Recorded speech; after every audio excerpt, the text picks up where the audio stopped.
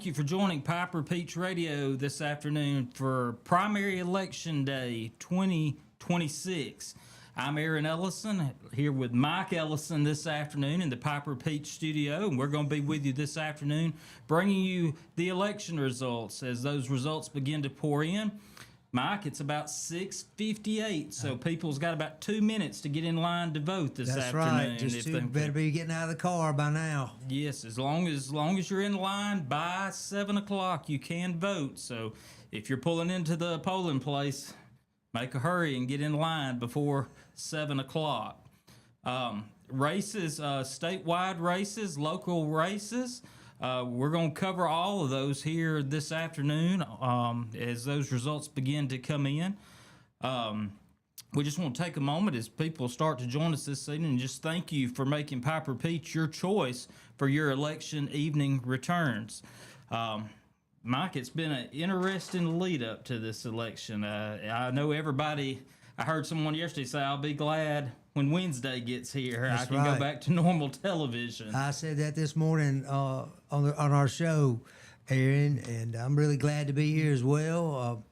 It's really quite an honor to be able to spend the evening with you and also with our listeners and viewers, just to have an opportunity to witness history being made. At some level, there's history being made. Voters will decide. That's right, Mike. Historically, we start at the top, the governor's race. Today we'll learn the two candidates that'll be advancing to November to replace Governor Kay Ivey, who is term limited, but she has been our longest serving governor since George Wallace. You took the words right out of my mouth. I was just going to mention that she had served, I believe it's 11 consecutive years, something like correct. that. I think it's going to be right. Will be close to that. Be very close to that at the end of her term come January. Of course, she really had to step into a real mess. I'm so sorry. A real mess stepping in after Robert Bentley She had did. resigned in disgrace, basically, because of his dalliances or alleged dalliances. But yes, we had an opportunity, Aaron, a couple years back, probably 5 years ago, when Hannah was Miss Chilton County. What was it? It was actually called. It was the old junior miss. What is that? The distinguished young. Yeah, distinguished young woman. Thank you. Boy, I'm going to hear about this when I get home. But distinguished young woman, she got to play her violin. Got to perform for. It was Christmas, and it was about an hour or so.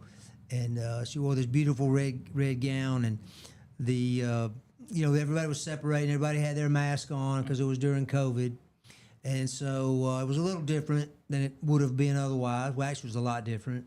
It would have been, but we were told by, I don't remember the gentleman's name, but it was like her press secretary or whatever his particular title was, a very nice young man.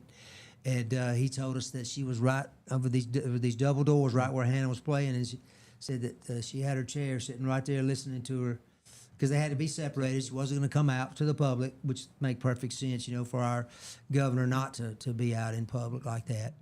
But anyway, it was quite an honor to know that she was right there, and we actually heard her dog bark. I forget her dog's name. Do you recall? I don't recall her dog's name. But she had a dog. I'm not sure if the dog's still alive or not. I don't know, but we heard it bark a couple times, because we were right there in the governor's mansion.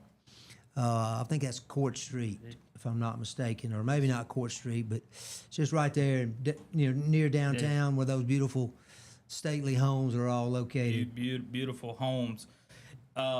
Mike, we also made mention just another. I think this was in one of the last election coverages that we done.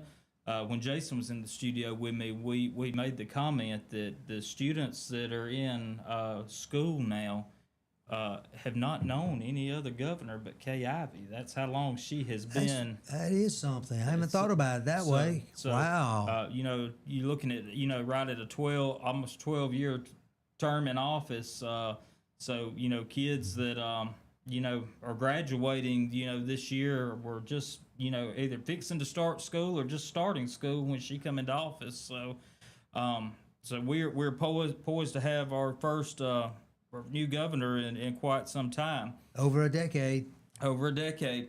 When we'll jump right into that, on the Republican ballot, voters had a choice today of Ken McPheeters or Will Santivasca. I'm gonna take a stab at that one. That's about what I Or said today. Thomas too. Tuberville, who we know Tommy Tuberville, or Coach, as many Senator folks. Tuberville. I learned in D.C. a couple of weeks ago. He prefers to be called Coach. I don't blame He him. does.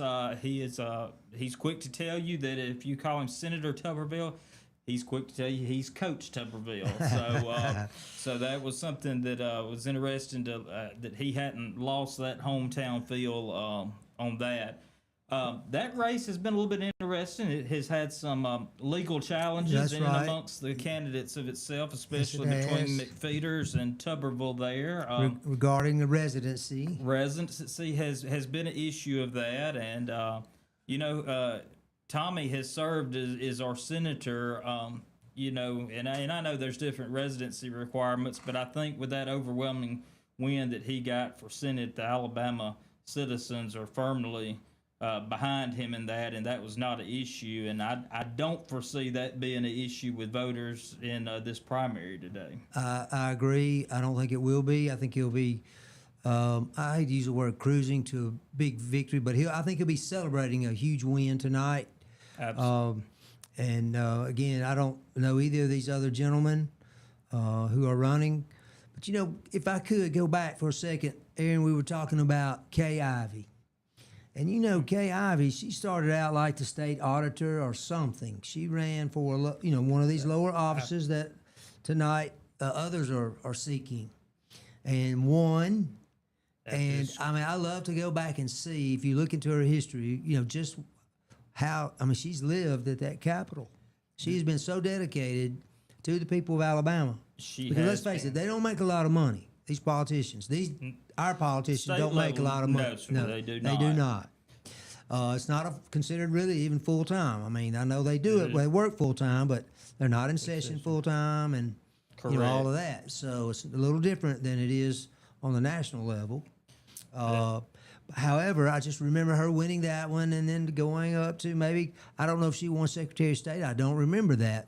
She did, but I know she was Lieutenant Governor for a couple of terms. And then that's when. Historically, you will see there is that progression of people that enter that's seeking. They're not looking at the governorship now. They're looking at it maybe 12 years down the road. Some maybe even as much as 16 years down the road. But that's where you normally see the candidate come in, is either in that auditor position.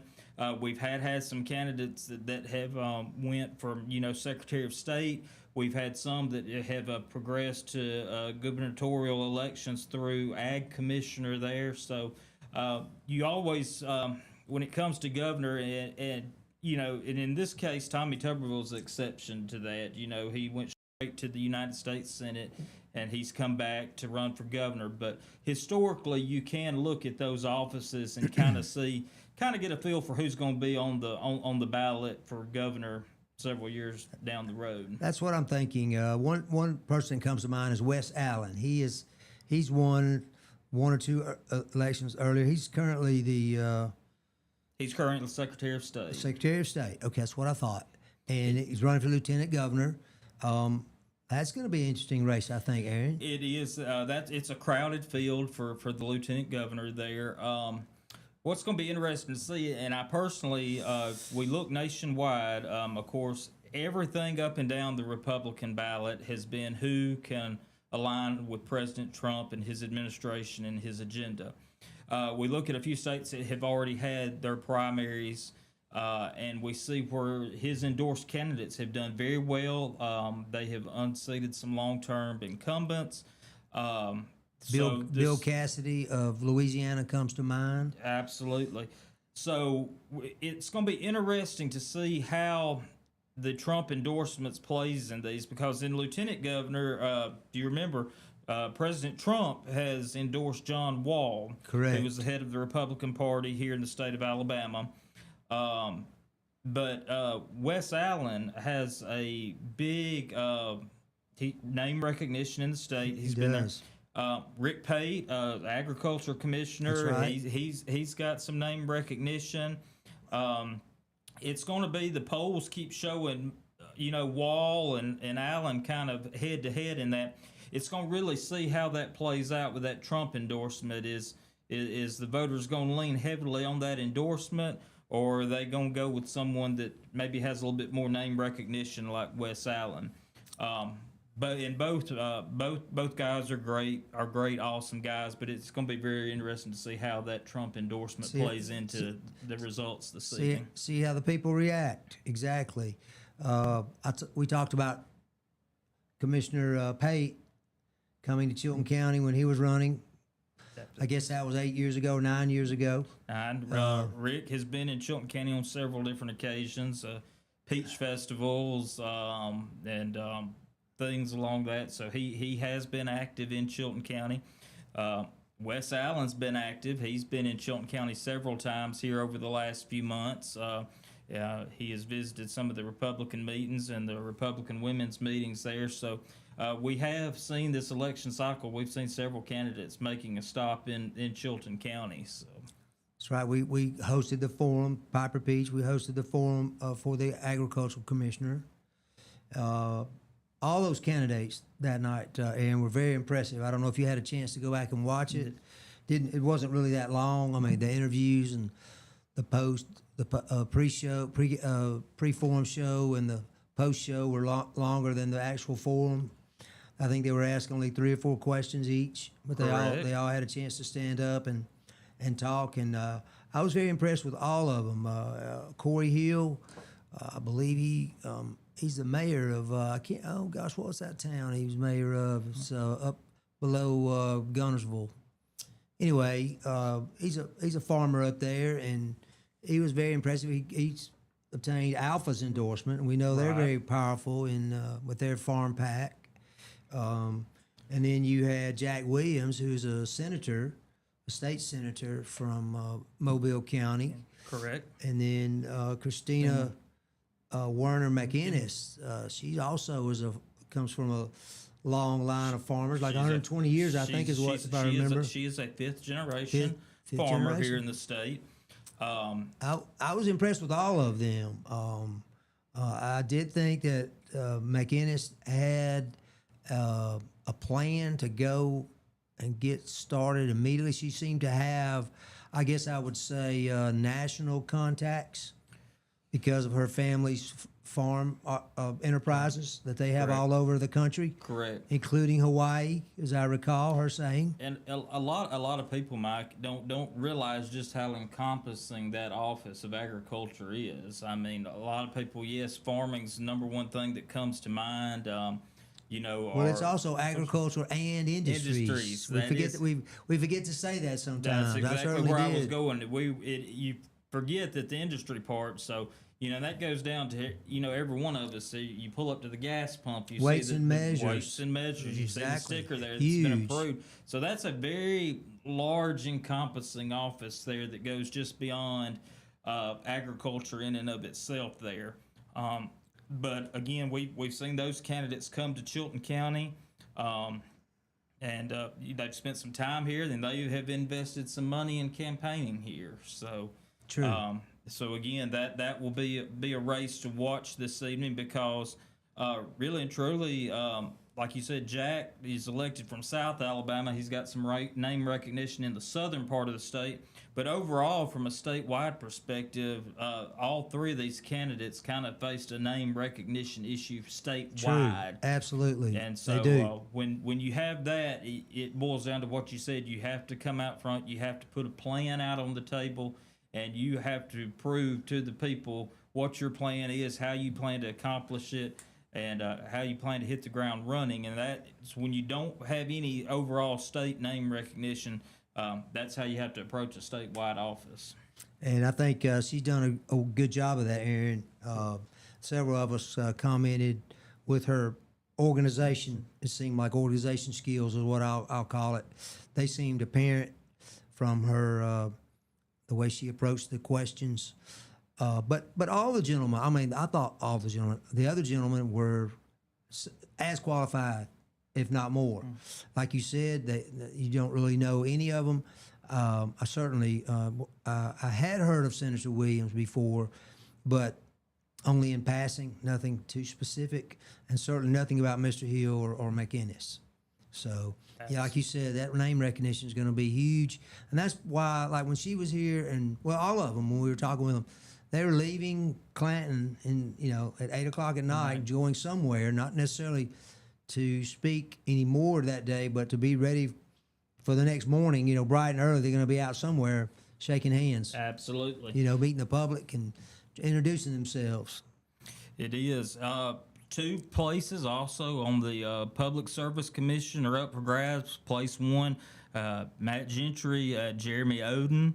And then place two, there's 4 individuals seeking that on place 2 there. In place 2, Chris Beaker, and then you have Jim Ziegler. That's 2 that got name recognition there, kind of statewide. Right. There we matter of fact, we had I think it's been probably, I'm gonna say maybe 3 years ago at this point. We actually had Jim Ziegler actually called into our election program here at Piper Peach, and we had a chance to interview him. And Jim's been around a while. He has been around the block a few times. If any of our listeners were listening that night, he kind of gave us a history lesson of Chilton County, of politics here in Chilton County, and kind of went way back. So that was an interesting evening to have him on the phone and kind of take that stroll down memory lane. I met Mr. Ziegler.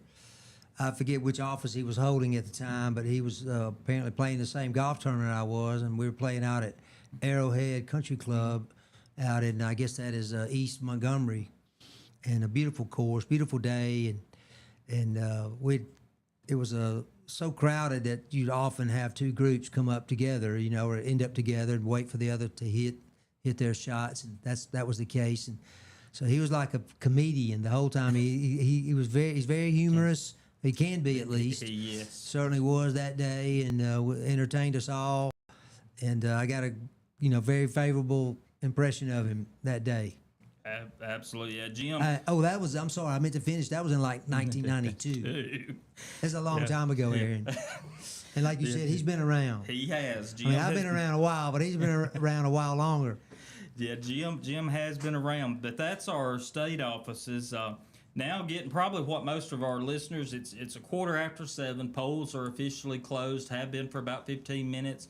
I'm sure there may be some polling places that still have people in line to vote. And like I said, if they were in line at 7 o'clock, they will get the opportunity to cast their ballot there. Like I said, we do expect a lot of folks don't really know that the votes are tabulated there at each polling place. They are posted on the door there, and then the results are transmitted here to Clanton to the courthouse, where they're entered into the countywide tabulation there. And that is when we will get that, is once those results are turned into the county. We want to thank Trey Caton and the folks over at the courthouse who have been great in helping get us set up to be able to follow this and to pass those results along to you, our viewers, our listeners this evening. So those results, typically we start seeing results sometimes, some of the early ones that we're able to close right at 7, we'll start seeing those results somewhere around 7:30, between 7:30, 7:40, give or take a few minutes. But Mike, down to now, as we've worked our way down the Republican ballot there, we're getting into some races that I believe that our viewers and listeners are probably tuned in to hear this afternoon, and these are our local races this afternoon that are on the primary. And the local races that we have on our primary ballot today are for the Circuit Court Judge for the 19th Judicial Circuit, place number 5. And this is a new judgeship that has been formed through the state of Alabama. Right. And it's about time. It has.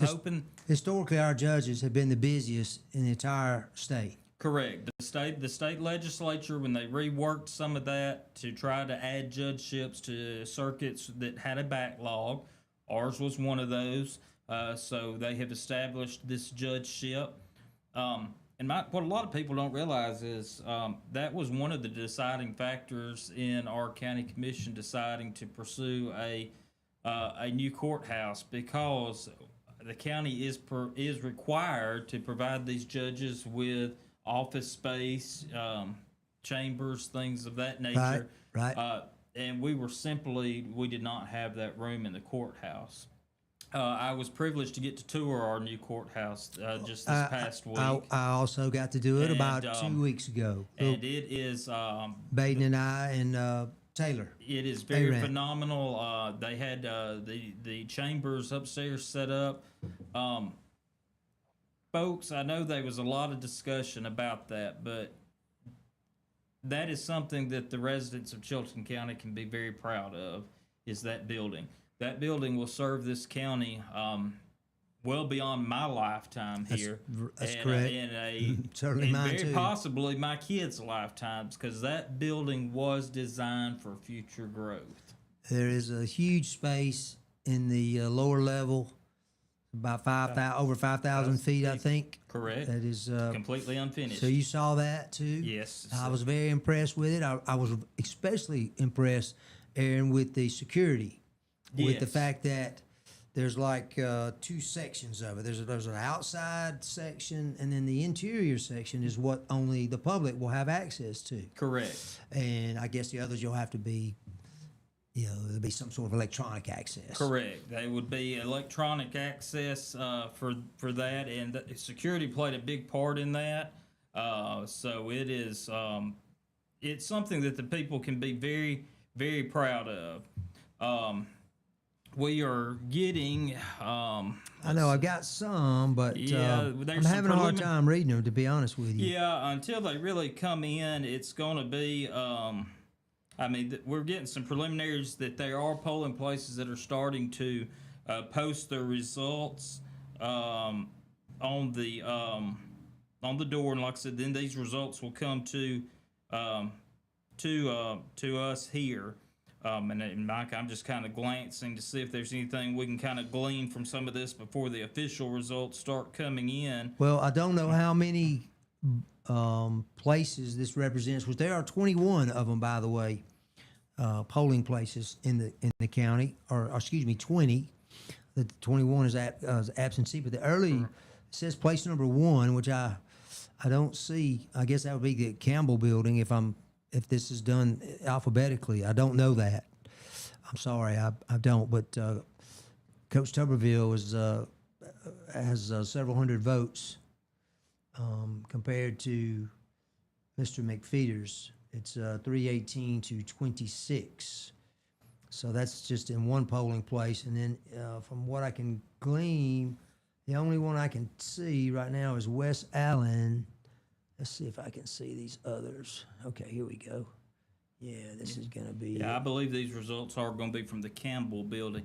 And folks, the John Campbell Wall. Building is what used to be the courthouse. People that voted at the courthouse that the county is currently in the process of vacating, that polling station has been moved kind of across the street there to First Baptist Church Annex Building. Yes, right. Campbell Building is what a lot of, especially people that's familiar with Clanton, know that building as. And that's how it is termed on the, that's the actual name of the precinct, is the Campbell Building precinct there. So if you hear us say that tonight, that's what we mean. It's the old courthouse box there right in downtown there. But that looks like they have already posted theirs. Those results are on the way to the courthouse. We should have the official results for that here momentarily, and we will know that as soon as it is tabulated there at the courthouse. Mike, just quickly, as these start to come in this evening, we've got, like we was talking about, the circuit judge, Carol Cook Carter, a resident of Elmore County. You have Bradley Earl Ekdahl, a resident of Watauga County. And then you have Allie Patterson, resident of Chilton County here. 3 individuals seeking that judgeship there. We've also got on the ballot for Chilton County Revenue Commissioner. Correct. This will replace our outgoing Revenue Commissioner who's retiring, Tim Little. That race there, you got three good individuals. Mike, I think that very well we could see a runoff in that one when you've got three good individuals that's running there. There has been some endorsements made in that for both candidates. The outgoing Revenue Commissioner Tim Little has publicly endorsed Michelle Porter Headley. We had them on our show. They, he did that too. There. Yes. Right. And then you've had some past people that's been in revenue and that have. Brad Carter has he has picked up some endorsements. Like I said, so it's going to be interesting there. I could easily see that becoming a runoff. We'll see how that pans out as the numbers come in tonight. And then the other local race is for the Chilton County Superintendent of Education. You have incumbent Corey Clements and challenger Jamie Galt. That race there, that will be interesting to see those votes come in. But the first place at the Camel Building was 308 for Clements and 53 for Galt. I don't know that these are 100%. But those are the preliminary. Like I said, we will get the final tabulations here in just a moment as those begin to come in. I guess it is final. It has been signed by the inspector will sign it, place it on the door. And then those final tabulations will arrive at the courthouse momentarily, and they will be certified and entered into the results here. But on Superintendent of Education, Mike, it's hard to deny that there's been a lot of activity in the Chilton County school system over the past, I would say, the past year and a half. At least, if not a little longer, I think. I think some might have been before that, like Jemison's new band room. Right. We've seen athletic facility upgrades, I think, at just about every school in the county. Every school, that's correct. There's construction projects. There's a big construction project at Verbena Annex, a big construction project that's getting ready to break ground for Thorsby.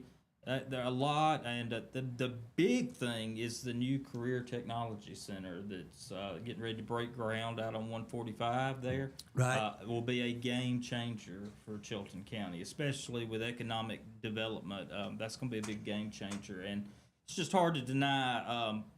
I've heard some people talk about, the athletic facility upgrades, and, I want to explain something to our viewers and listeners that I don't think a lot of people take into account. When people are looking at where to relocate their families, and they come and they drive through, whether it's Jemison, Thorsby, Clanton, Isabella, Maplesville, Verbena, especially families that have children, they ride by, they look at the schools, and you ask them where do they get their first impression. It is going to be 9 times out of 10, it's going to be athletic facilities. They see the facilities, the quality of facilities they have there. They're not getting out of their cars and walking in the hallways and looking at what's inside the school. They're seeing what they can see from the road. And I think that's what the Board of Education really knew, that in order, if we're going to continue to attract people in, we've got to fix up what people are seeing. And they have done a phenomenal job in doing that. I often spend time out in the western part of our county and go twice a week. I'm going by Isabella High School. I've been watching that progress. They're doing their football stadium and all their ticket booth and their entrance way, like you said, into their athletic facility. And it's going to be very much like the others. Looks like a similar or perhaps the same architect, which is nothing wrong with that at all. In fact, I like that. I do. Personally. I like that personally as well. That's got to be efficient when you think about it. You're not dealing with 6 different architects. You got one. You got basically one set of plans. Now go execute it. That's correct. But and that I can tell you when I travel, whether flying, driving. That's what you notice when you pass a school is the quality of their athletic facilities. And I think people take notice to that. And I think that's something that the Board of Education, when they implemented this, I think that they realized that not only is this for the benefit of our students, it's for the benefit of our community, and it is also an economic development driver as well. Good point. Good point. If you can put a good product on the field, that certainly helps too. Absolutely. And get those folks in the stands and get that support. And But we it know has been fun to watch. it has been. And Corey Clements he is the leader. You know, He has done a phenomenal I've never job. seen him shy away from a tough subject. You know, whatever our tough question. I can remember asking him a question one of the first times I met him, and we got through, and he's like, "Well, man, I didn't know you were going to, grill me on something, and I didn't think I was doing anything but just asking what anybody else would." But he handled it very well, and very humble man. It seems like to me, Correct. which is good to have as a in a position of serving a servant. Basically, that's what he's serving to our county and our students. And he got a good start on those first numbers coming in. We do. Those from the Campbell building have been tabulated at the courthouse, Mike, and it looks. I have not been able to enter it into my spreadsheet. Have you been able to? I have. It has. It may have to be refreshed there. Okay. But I'll it try looks that. right now, and these are local races that we have. So just bear with us. We'll recap our state races toward the end of our broadcast this evening. But for our local races, this is from the Campbell building. Like I said, that's the old courthouse precinct. For Revenue Commissioner, Brad Carter with 152 votes. Michelle Headley, 152 also. And Evan White with 56 votes. That's in the Campbell building for the Revenue Commissioner there. And Superintendent of Education, those figures there again from the Campbell building, Corey Clements 308, Jamie Galt 53 there. And then let's see, yes, and for the circuit judge, also Carol Carter, 160. Bradley Ekdahl, 74, and Allie Patterson, 11 there. So that is our first box of the afternoon from the Campbell building right here in downtown Clanton. We didn't really talk about the circuit judge race a whole lot, about the candidates. I know we talked at who was running, but when you look at this is huge, I think, for Carol Carter Cook to have, because the Campbell building is going to have some of the highest vote returns, wouldn't you think? In the our largest box in Clanton is going to be the rec building, the Okay. recreation center there. The Clanton Rec Center is it's the largest box there. that's a sizable 86 vote lead over second place Bradley Ekdahl. That's correct. Got to hear these candidates at the candidate forum that many of y'all, I'm sure, heard right here on Piper Peach earlier this year. These candidates spoke at Jemison as well. Each of them kind of have the legal background, kind of each from different angles there in the legal field.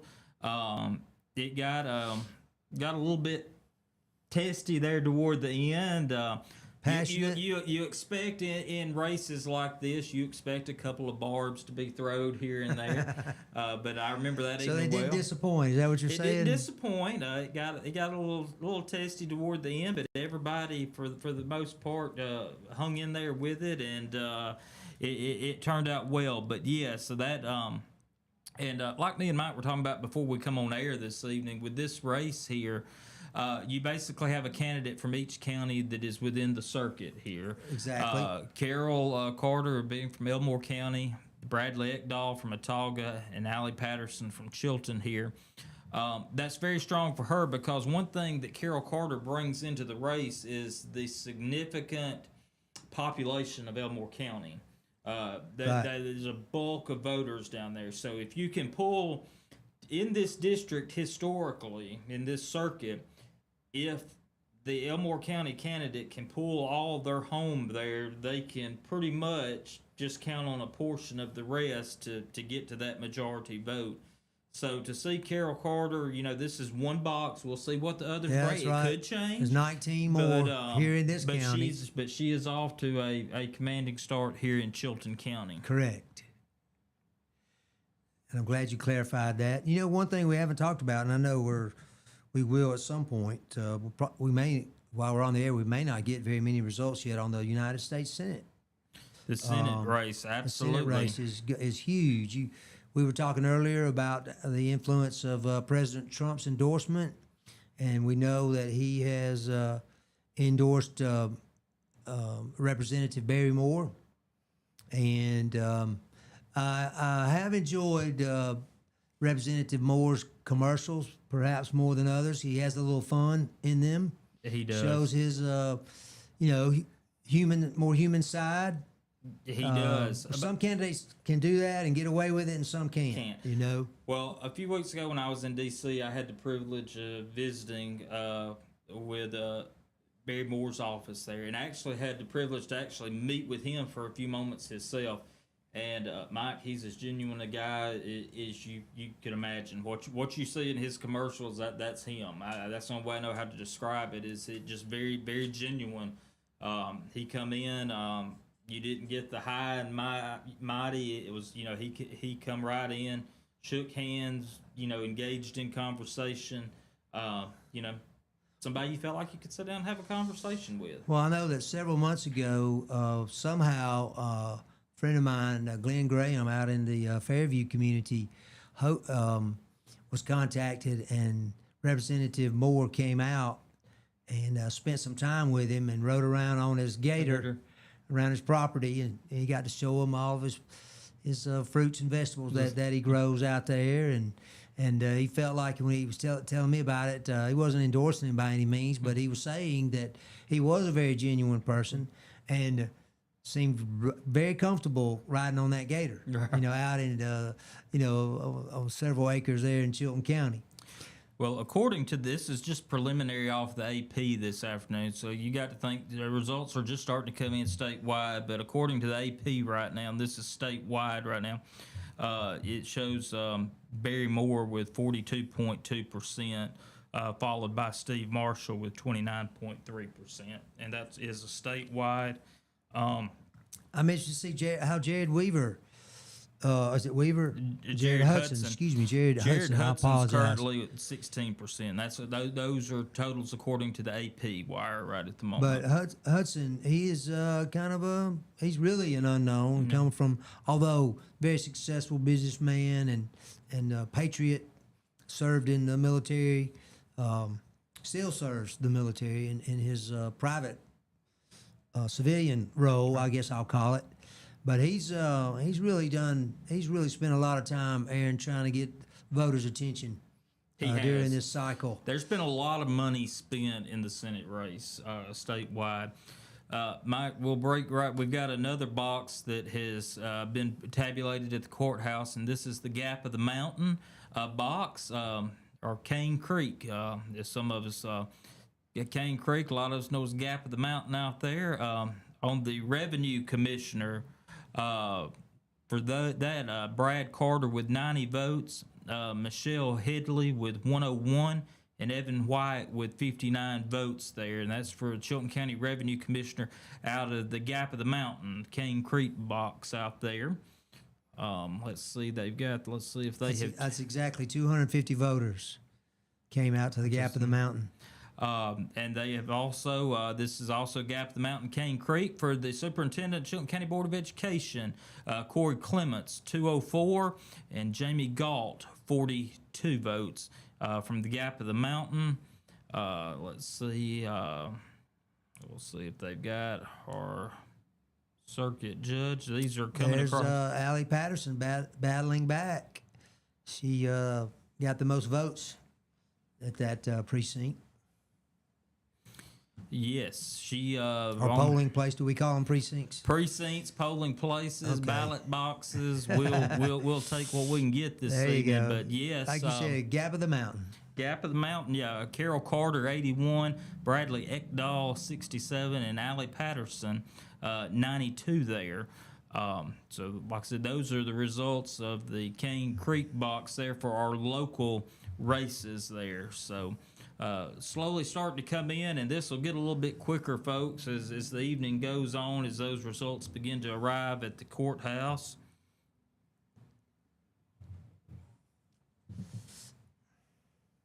But it as we were talking, a lot of money has been spent, especially in the Senate race. We have seen there's been, we've seen some money also spent, kind of within the for the lieutenant governor's race, and that's normally a race you normally don't see a tremendous. I mean, there's a fair amount spent on it, but not a tremendous amount. Oh. But we've seen more spent this Considerably go around. more. Absolutely. And I think I agree. you have what you have seen, and what has spurred that is you've seen candidates are trying to blunt that Trump endorsement. And what's interesting, Mike, is you see them that they're trying to blunt that endorsement, but at the same time, it's been who is more closely aligned with Trump and Trump's agenda there. That's right. So that's something normally it's interesting to see that dynamic there, because you got his endorsement, but yet your other candidates are trying to say that they're more aligned with him than the actual endorsee. Exactly, is there. So, exactly. And I was watching, and I was listening to some pundits, I guess I'll call them, and they were citing percentages of Republicans who are still highly supportive of President Trump. With the election, he won. He had 49.9% of the vote, I think, in the general election last November, which was a record for a Republican for a long time. They haven't won the popular vote. But the point of that is, for me, is that he's been able to take that win and literally.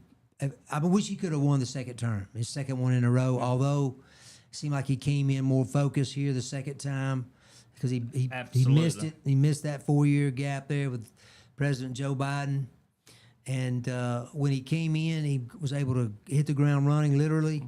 And he's outsmarted them at these Democrats at their own game, as far as all these investigations and things. Absolutely. That really thwarted his first term. And he has been very vocal, but very reserved on his endorsements as go around of who he is lending that to. We see that he's. It seems that he's doing maybe more vetting to see who is going to align with his agenda before making that formal endorsement there. Right. And what I was trying to make the point, and of course I got a little sidetracked, as I often do, was that I think it was 85% of Republicans still have a very favorable opinion of President Trump, which they said that's a record, that none of the Bushes ever got that high at this part of their term. Or they're 6 years into their 8-year terms. And so it's huge, because this is the Republican primary. It is. So that's what you would expect. And so to have that endorsement is something really big to have in your back pocket. Absolutely. As it looks like some of these early returns are showing. It does, Mike. And they have tabulated the absentee box now for our Chilton County Revenue Commissioner. This is the absentee box. Brad Carter with 29 votes cast. Michelle Headley, 57 votes cast. Evan White with 21 votes cast. And that's for Revenue Commissioner. And let's see here.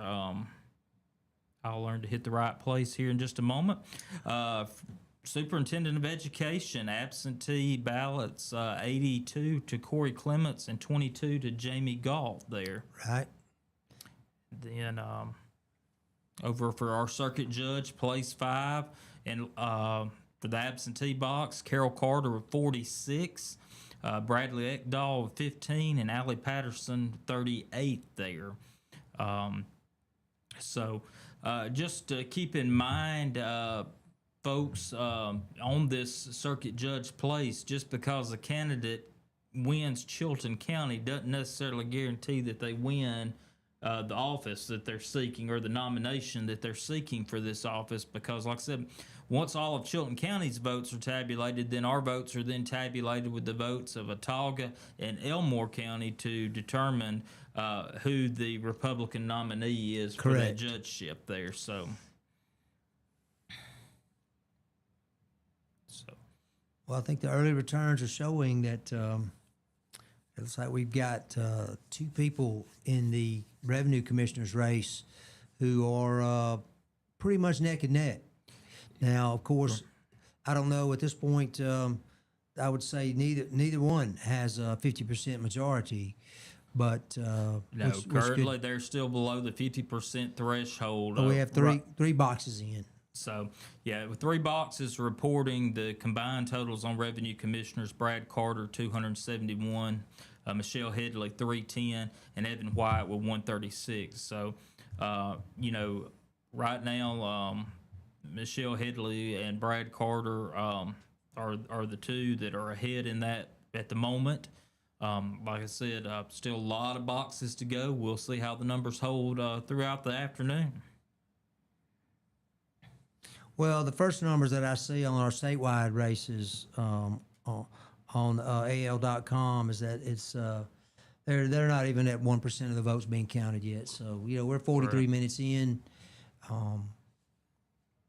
So be interested to see what happened, what shakes down here in a little bit. But again, it's way too early to read too much into these numbers. But it is fun to watch them come in.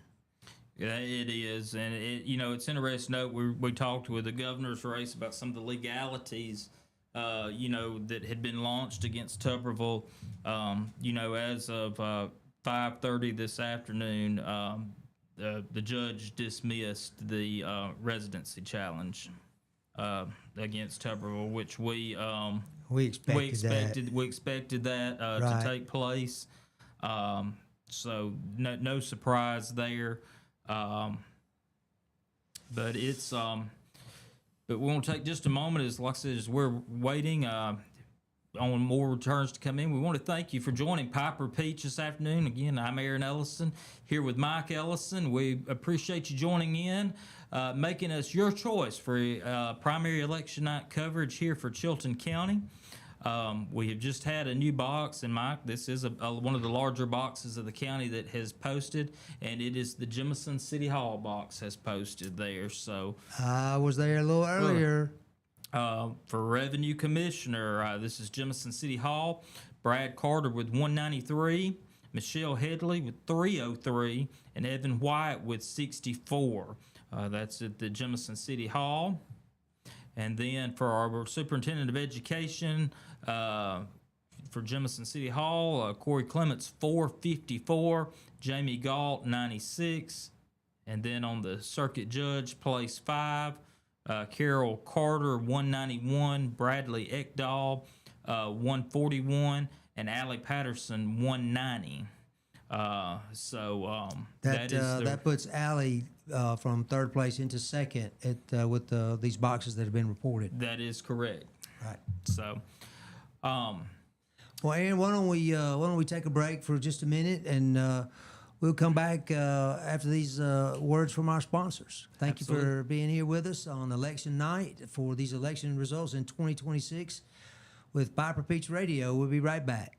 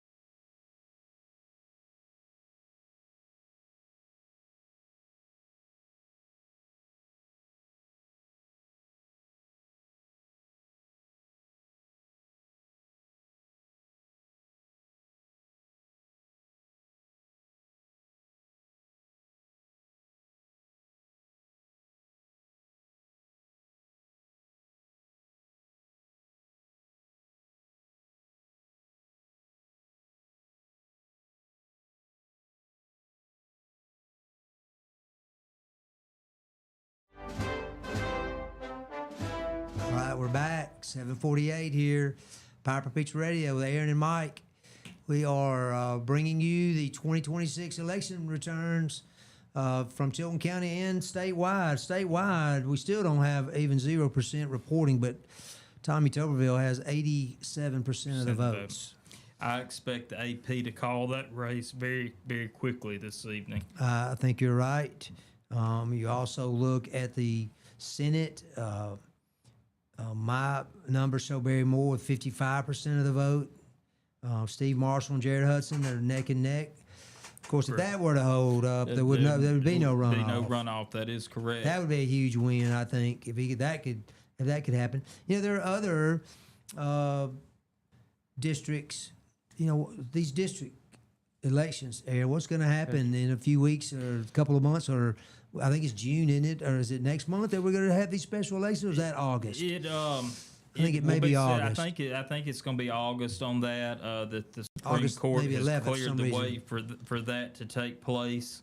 That's going to mainly involve the congressional districts and how those will be reworked there. So we will. There'll be more information on that'll be forthcoming there. And of course, some of it is still, there's a few state districts that are still tied up in court currently. So it'll be interesting to see how that plays out over the next few weeks there. Incumbent Robert Adderhope from District 4, he has 73% of the votes so far. Yeah. And I was looking for another one for that. But looking at the Lieutenant Governor Wes Allen and John Wall, as you discussed, they're running 1 and 2, 1125 for Allen and 946 for Wall. So, I mean, again, it's still not even registering 1% yet, Aaron. Correct. But those are the early returns. Very, very early on there, and just as far as on the Democratic primary for governor. That's pretty much what we expected. Doug Jones showing 73.9% right out of the gate this evening. So no surprise on that particular one. And of course, on the Democratic side, also they have 4 candidates for the U.S. Senate to replace Tommy Tuberville. And I think the highest one there, it looks like that's going to be a scattered race. You're looking at one candidate with 34.9, one with 31.1, and then 19 and 14.5% respectively. So it's I don't see anything. I don't see any surprises with either one of those on the Democrat side this afternoon. Well, you're right. Again, not really sure. I mean, I can recall a lot of elections, Aaron, growing up where it was the Democratic Party here in Chilton County was the dominant party. And the Republicans were the ones that would typically only get 1 or 2 people. I can remember Marsh Moats in particular winning elections here in the county, and he was as staunch of a Republican as there was, but people really liked him. He really related to people on Pinedale Gardens. Right. I'm sure if you saw his house out there on Pinedale Road, it was just it was a garden. It really was Pinedale Gardens. It was a show place, but he really connected good with people and crossed party lines. But we don't have any Democratic. This is the election, basically. It is right now. There'll be a runoff, of course, if someone doesn't get 50%. But if they did get 50%, then that would be the end of it. They would win. They would be declared the winner. Correct. 2 offices that are on this election cycle that is currently that's not in the primary is for Chilton County Sheriff John Sharon. Did not face any opposition. Unopposed. A historic 4th term. Remember last election cycle, we told you it was a historic 3rd term. Historic 4th term for our Sheriff John Sharon. Also, the coroner is on the ballot. that is yours truly here. No opposition. Also running unopposed. Unopposed. And I think thank that speaks you, highly of both of you. And thank you to the voters. Thank you for the trust that you have placed in me to allow me to serve as your coroner. And I know in talking with John, he has those same sentiments. He thanks you for the confidence that you have placed in him as your sheriff. So we thank you for that. Absolutely, and we as citizens thank you guys for serving us, and because that's, again, like I said, it's sometimes a thankless position. However, you guys do it. It's whatever it is that you're asked to do. You do it with dignity. You treat people with the respect that whether they deserve it or not. You treat them that way, and hopefully they realize that when you're doing it. And so. I hadn't even thought about that, Aaron, with you guys running unopposed and being. How does that work? I mean, you're not on the ballot, so We're not on the ballot. We'll be on the ballot in November. Okay, in November. All right, And, gotcha. November Gotcha. we'll be on the ballot. I gotcha. November. Okay. And as far as our offices, Mike, what I tell people, nobody ever wants to have to deal with the coroner's office. It's a bad day for you, your family, if you're having to. True. And it's always been my policy to try to be there to, as much as that process can be streamlined, to try to take stress off of family at that time. That has been my goal. Same way with the sheriff's department. I know those guys over there have developed a great working relationship with the overwhelming majority of them, John included. They do an excellent job. And a lot of times when you have to deal with the sheriff's department too, that's no different. It's, something's gone haywire, something's gone wrong somewhere. But they do a good job over there at the sheriff's department of taking care of our residents also, and Yes, they're to they be do. commended for that. Well, there's a reason he's unopposed and is seeking his fourth term. He's done a really good job.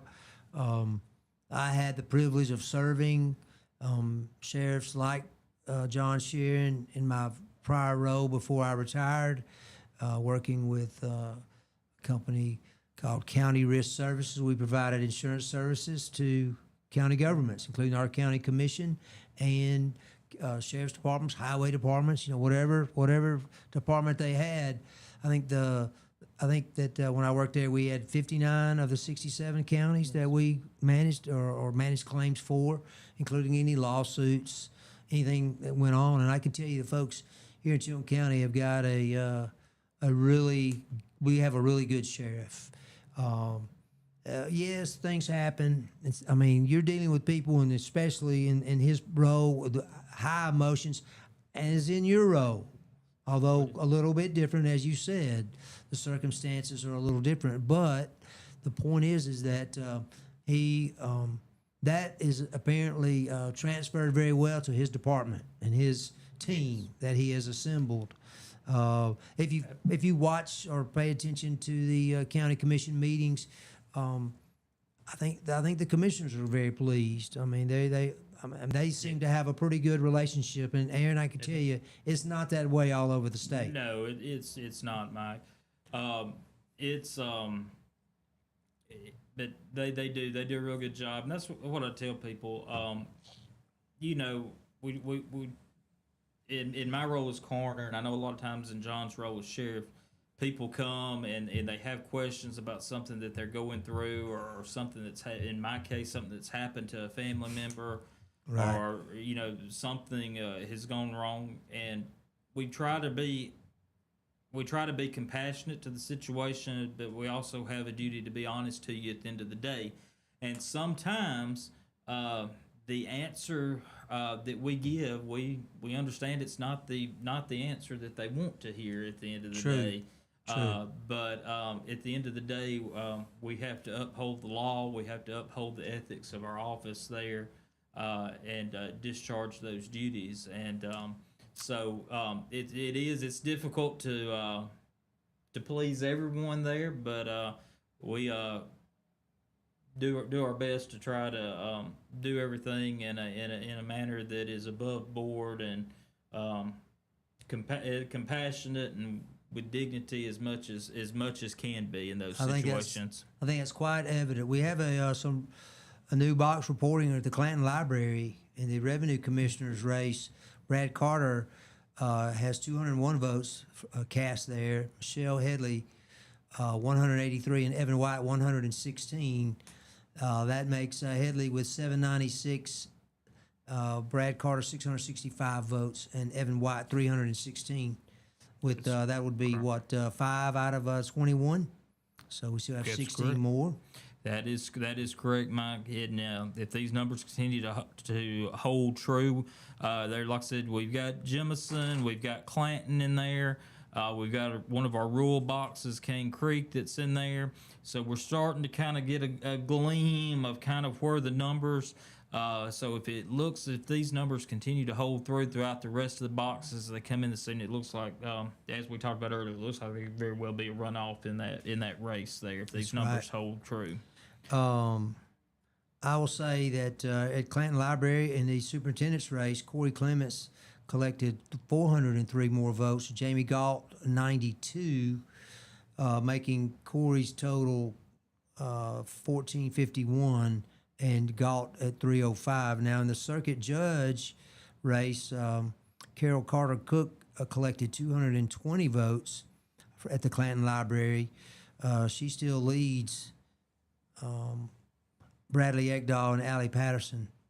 She has 43% of the votes, with Patterson now up to 29, almost 30%, and Egdahl right at 27. Correct. And there's two boxes that have come in.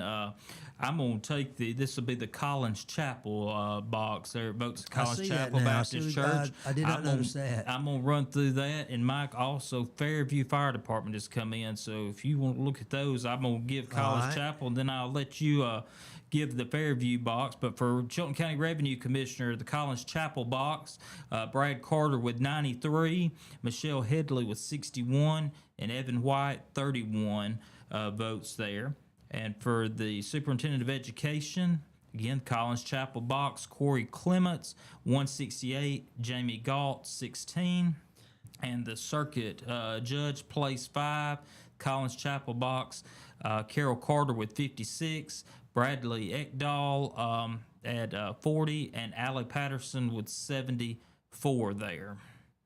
So that's the Collins Chapel box there. Well, you mentioned Fairview has come in, and in the Revenue Commissioner's race, Brad Carter collected 72 votes from that precinct. Michelle Headley increasing her lead with another 128 votes collected there. And Evan White has 51.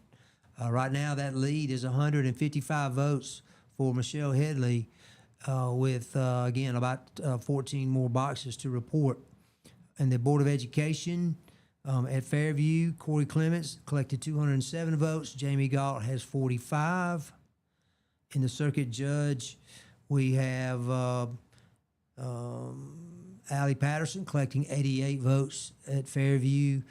Carol Carter Cook 85 more, and Bradley Egdahl 62. So right now, Miss Cook has 839 votes, or about 42% of the vote. So that, again, another one of those races. Like I said, we can't really look at that because that's going to depend on the whole circuit there once these votes are tabulated with other county votes there. So we won't really know if they will be a runoff in that until Autauga and Elmore counties' votes are tabulated and added with ours there. Correct. I was going to check to see if Secretary of State, he has anything reporting yet. I don't see anything from him.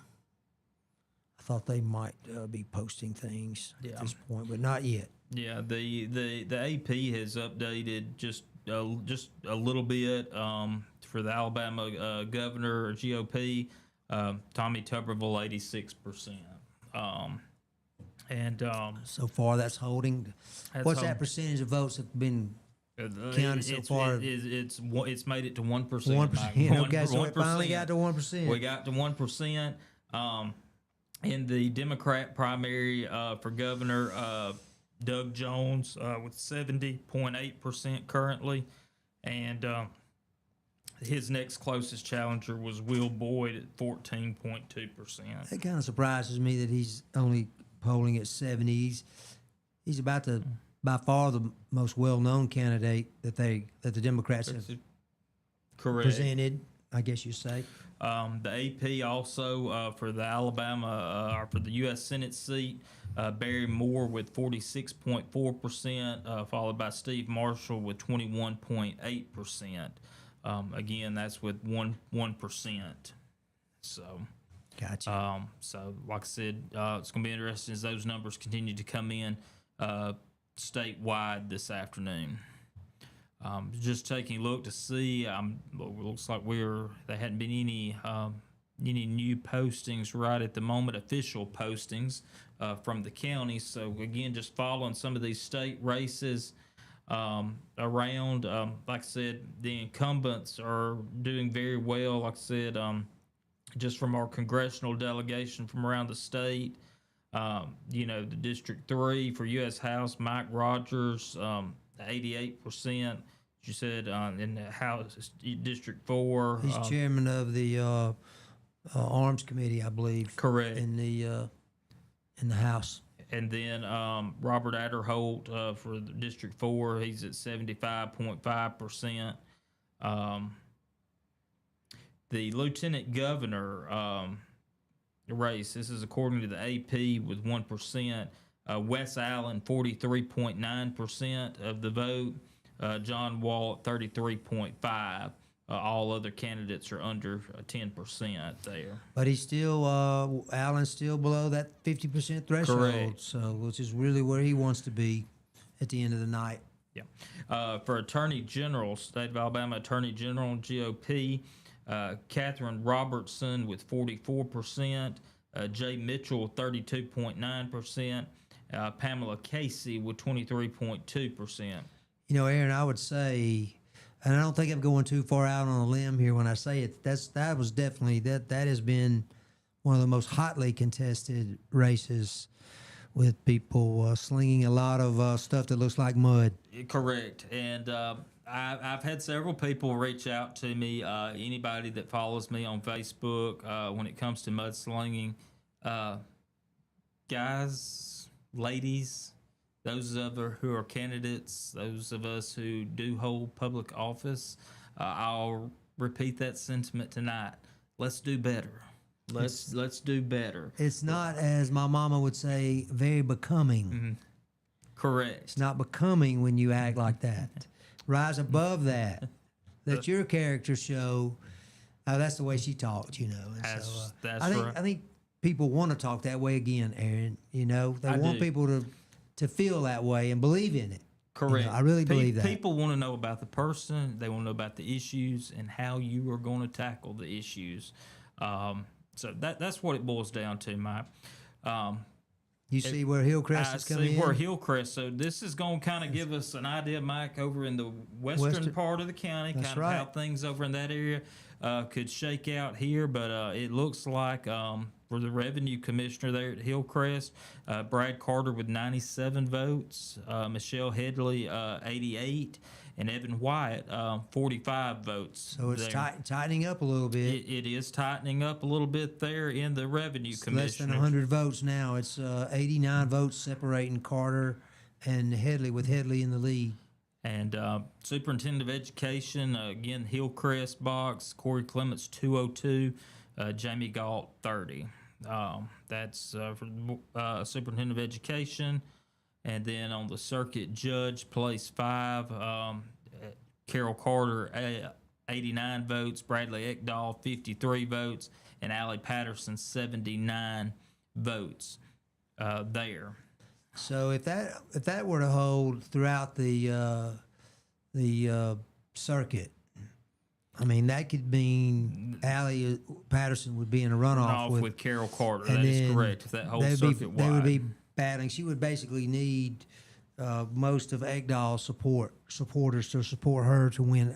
And I do mean Allie Patterson, the attorney from Clanton. Correct. And our Chilton Mike, County. if you want to go ahead, and also the two other boxes have come in. If you want to take the East Chilton box there, and All then right. I'll be reviewing the Verbena box coming up right after that. And in the revenue commissioner's race at the East Chilton Fire Department, looks like Brad Carter is again cutting that lead. Michelle Headley's lead. He got 96 votes, while Michelle Headley had 85. Evan White collected 54 votes. That difference is now down to 76 votes. Boy, that's going to be a close one. Absolutely. And then the Board of Education, Corey Clements had 166 and Jamie Galt had 64. Percentage-wise, that's probably one of Jamie's highest percentages so far. So that would be encouraging for her campaign. And on the circuit judge, Carol Carter Cook at 94 votes, Egdahl 65, and Patterson 64. So that has increased Carol Carter Cook's total to 44.4%.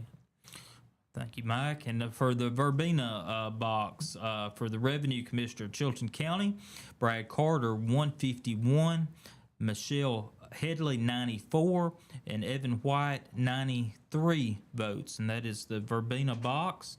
And then for our Superintendent of Education, Verbena box, Corey Clements, 237, Jamie Galt, 94. And then for Circuit Judge, place 5, again, Verbena box, Carol Carter, 156, Bradley Ekdahl, 94, and Allie Patterson, 69. Well, also reporting now is the Mars Hill, West Chilton, Mars Hill precinct for Revenue Commissioner. Brad Carter collected 88 votes, Michelle Headley 107, and Evan Wyatt 46. That puts Michelle Headley's total at 1,359 votes, and Carter at 1,262.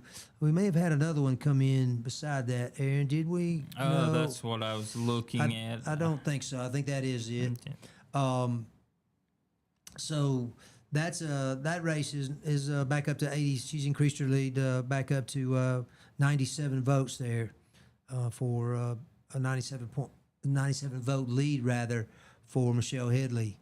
In the Board of Education race, reporting there at Mars Hill, 201 votes for Corey Clements, 41 for Jamie Galt. In the Circuit Judge, 19th Circuit Judge, place 5, you have Allie Patterson collecting 86 votes there, and Carol Carter Cook 74 with Bradley Ekdahl 66. That lowers the difference between the two to about 340 votes. Yeah, we're nearing the halfway, right at the halfway point of results coming in. And Mike, if the second half reflects the first half, we're gonna have several runoffs up and down the board there. True. I am interested to report that it looks like the total votes that have been reported are 2,969.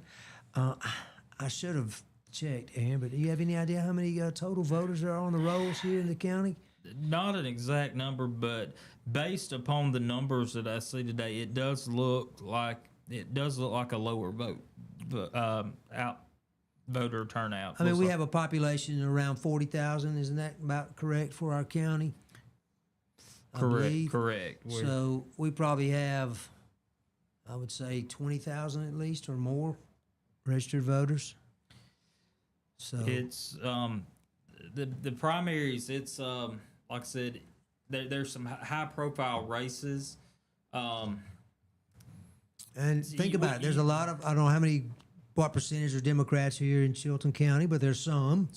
And so they're probably, well, they're certainly not voting in the Republican primary. They're voting on the state races and everything. I'm not overall shocked that we have a lower turnout here in the primary.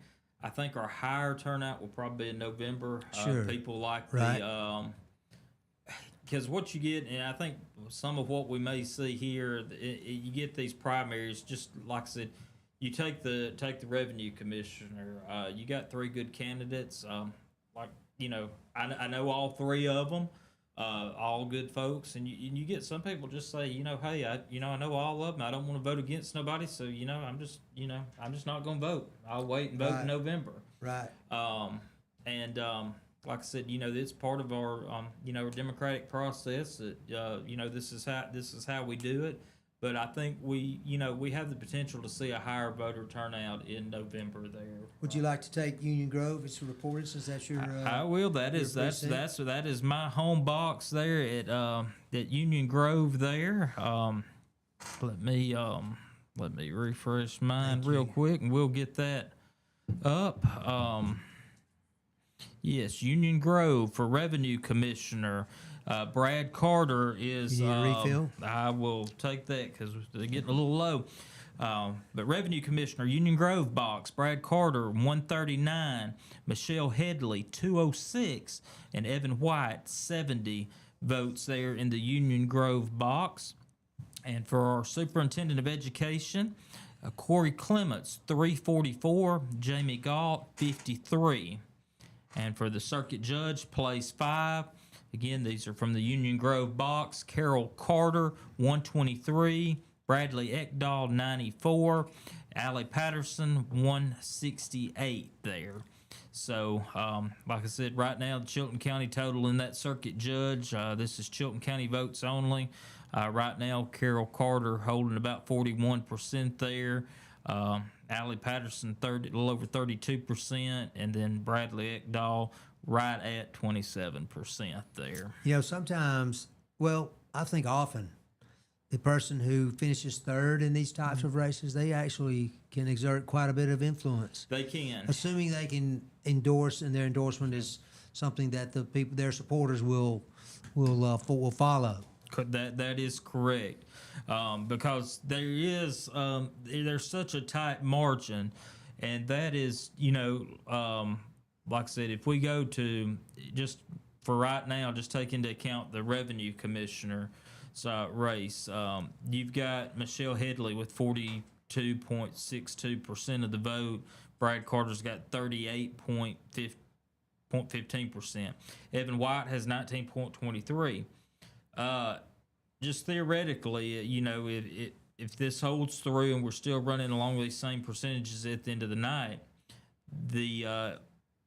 it is going to be just whoever, if Evan decided to make an endorsement there, if that would sway a portion of his voters, it could throw that one way or the other. That's almost 20% of the vote. Could be thrown. Supporting him. That's right. So that's 164 votes so far separate Carter and Headley. So, it will be interesting to see in some of these races the ones who do not make the runoff, if they decide to come out and make an endorsement, or where they will encourage their voters to go.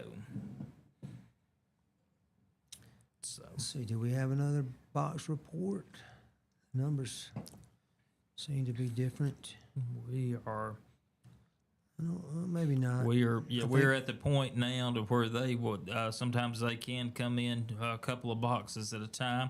Looks like we're down to 8 still to report. So we are getting there, waiting on the boxes that are still outstanding this evening, just so that you'll know that your box hadn't been missed. We're still waiting on results from the Clanton Rec Center, the Chilton Emergency Assistance Center, Enterprise Fire Department, Maplesville Library, Isabella Fire Department, Providence Number 1, that's North Chilton, Oak Grove Baptist Church, Thorsby City Hall. We're still waiting for those final tabulations to come in this evening there. So, Aaron, when I was working for Alpha Insurance, was back in the late 80s when Guy Hunt was setting records as a Republican candidate in the governor's race. But if you recall, it was the crossover vote that allowed, it was an open primary back in those days. You could literally walk in and just vote whoever you wanted to, regardless of a party affiliation. And now, if you notice today, when you cast your vote, you had to declare yourself a Republican or a Democrat. That is correct. Or you could have been an independent, which I don't know. I don't guess you would have got to vote for any of it. I don't know how that would vote. Obviously, the statewide races you Yeah, would. independents will be on the candidate in November. There you go. Exactly. So, but I recall as a poll watcher, I got sent to Hayneville, Alabama,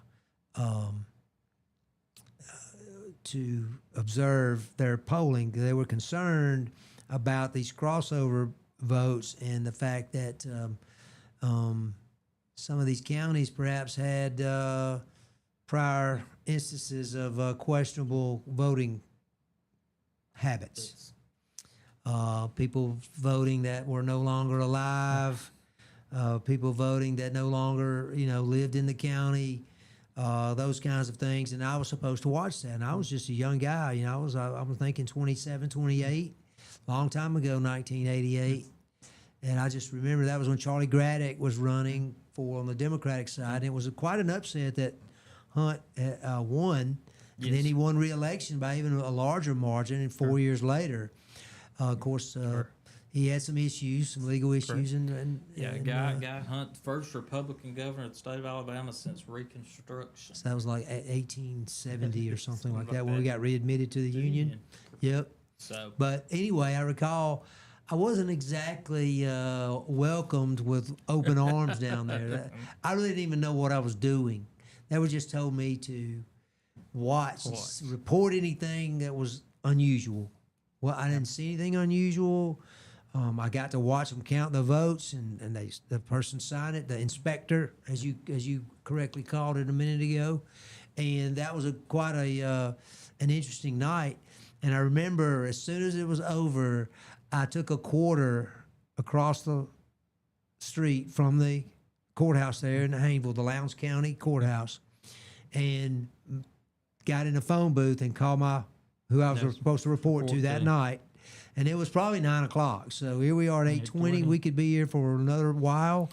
But regardless of how long we're here, it doesn't matter. But I'm just saying that was an interesting thing for me to go through, just watch that process. And I was just shocked at the thought that somebody would try to do something untoward to, influence an election. It just didn't occur to me that somebody could be so devious. But apparently they can be. Which is why it's great that we have all these great poll workers that we do. We do. Like at Jemison, I got to see the mayor, Jonathan Varden. He was there hanging out, with everybody. Several ladies and gentlemen there working as poll workers. Absolutely. We are blessed with good poll workers here in Chilton County. I know probate judge Jason Calhoun will tell you that also, because he's the one that has to get these elections up and going and make sure everything goes off. And he'll tell you we have some excellent poll workers in this county. As you go around, I looked at a statement this afternoon, and I'm gonna call it out for what it is. They interviewed Doug Jones, a Democratic candidate for governor of the state of Alabama, coming out of a polling place. And he said that Alabama was making it hard to vote. And just like any of y'all that went and voted today, I mean, it's ridiculous. Before I even walked through the door, I already had my ID in my hand. It's I in walked my in, coat pocket right now. They scanned it. Asked me, was my information correct? I said it is. And then they asked me what ballot I wanted, and I told them, and they handed me a ballot. You had to sign. You also had to. You had to sign the little thing, That's and right. then you got it. And I didn't see anything hard with that. It was not hard. an easy It's ridiculous. process. He's just playing on the fact that most of his supporters, at least, are so uninformed. Correct. And they're so led around by their nose rings. Little strings pull them around, tell them, oh, look at that. They're trying to make it hard for you to vote. It's like, no, we're not. Look, IDs are a thing of everyday life. Yeah, it is. Can you get to D.C. on a plane without an ID, Aaron? Absolutely not. Okay. And that's what typical you have to have an ID to get on an airplane. You have to have an ID if you choose to buy alcoholic beverage. You have to or have an ID. cigarette or tobacco. You have to have an ID to operate a vehicle. You know photo identification is not a foreign concept, and it is easy to obtain. I've heard a couple people make the argument. Well, I don't have a driver's license. The state of Alabama has made it where you can go and get a free photo ID. Exactly, just You a walk state in and identification. you need a state identification card. That's it. And it can't get much easier than that. So it's like, one of ours, I think it might have been Wes Allen that said it, or Steve Marshall, or somebody said, look, in Alabama, we want to make it easy to vote, but hard to cheat. Yeah, exactly. And he did say that. So that's pretty that's where we're catchy, at. wasn't it? It is. It was very catchy there. Yeah, So exactly. so I still see nobody reporting yet. we're still Not here. waiting on a few. I haven't looked at the state wide races It's in a it's few interesting minutes. to see because the Clanton Rec Center is still one of the ones that's out, and like I said, that is a very large box. I would not be shocked that if there was a line there at the close of the polls today, that they had to work some people through. Right. Even with a lower turnout, it's that box is just so large that that it can get congested, especially people going to work or home from work. It can get kind of congested there, even if you have a lower overall voter turnout. I don't know if this is AP or AL.com. I'm looking at AL.com, but they have declared Tommy Tuberville the winner tonight in the Alabama gubernatorial race. He has 87% of the vote right now. With 4% 4%, so 1 out of 25 roughly. What they expect to vote. Yeah, not shocked at that. We had anticipated that. Like I said earlier, I expected the AP to make that call pretty early tonight. They have not called on the Democrat side for governor. I would expect that call to be made pretty soon for Doug Jones as well. U.S. Senate race, that's another one. Currently statewide, Barry Moore holding at 40.9%, followed by Steve Marshall at 25.4% there. And Jared Hudson has made up some ground on Attorney General Marshall. He has. He's still about 1,000 votes shy for that second place. Correct. Yeah, that's what I was looking at there. Just about 1,020, right at about 1,020 votes there currently. Correct. And then as far as on down the ballot there, Lieutenant Governor statewide. This is from the AP with 4% reporting.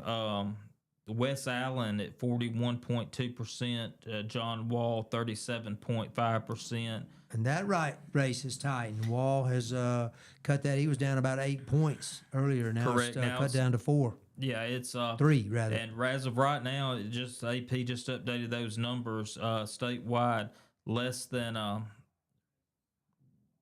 Basically less than 1,000 votes separating Allen and Wall at the moment. So, Attorney General, AP's reporting Katherine Robinson, 41.4%, Jay Mitchell, 33.9%, Pamela Casey at 24.7%, and that's statewide. Public Service Commission on the Republican, this is place 1, Matt Gentry at 72.5%. Jeremy Oden, who is actually the incumbent for that seat, That's correct. Is 27, just over 27%. Aaron, if I could interject, this Public Service Commission has really been taking a lot of heat lately. They have. Based on the rate structure of Alabama Power. And of course, I think Alabama Power tried to extend a bit of an olive branch there with a promise, was it 3 years they're going to hold steady with their rates? They're going to have a rate freeze. The Public Service Commission has taken a lot of heat that there has not been any public hearings for Alabama Power on rate increases for I think it's well I think it's getting closer to 30 years, is what I, The- 20 something years. That's the proverbial rubber stamp. And so that has garnered a lot of attention to the to that. And place two, speaking to that, we were talking about Jim Ziegler earlier. He's I run see on that. that, wanting to be a watchman. That's always been Jim's thing, being a watchman for the That's people. right. It really is. It's And, true. He was the auditor for at least 2 terms. He is leading the incumbent currently. The incumbent is Chip Beaker there, and this is statewide. Ziegler has got 43.4% to Beaker's 25.7%. So it will be interesting to see as those votes continue to come in, whether that race there will end up in a runoff between the incumbent and Jim in that race. So, Well, I don't see anything coming in yet on our local. Still have 8 boxes. Wait a minute. No, we do have Thorsby City Hall has come in, Aaron. Thorsby is just posted there. So, Mike, I'll let you take that and run with it. Brad Carter collected 170 votes there at Thorsby City Hall. Michelle Headley, 237, and Evan White, 74. So Headley increases her lead to 231 votes over Brad Carter right now. Percentage-wise, that is 43% for Headley, and we'll call it 38 for Carter.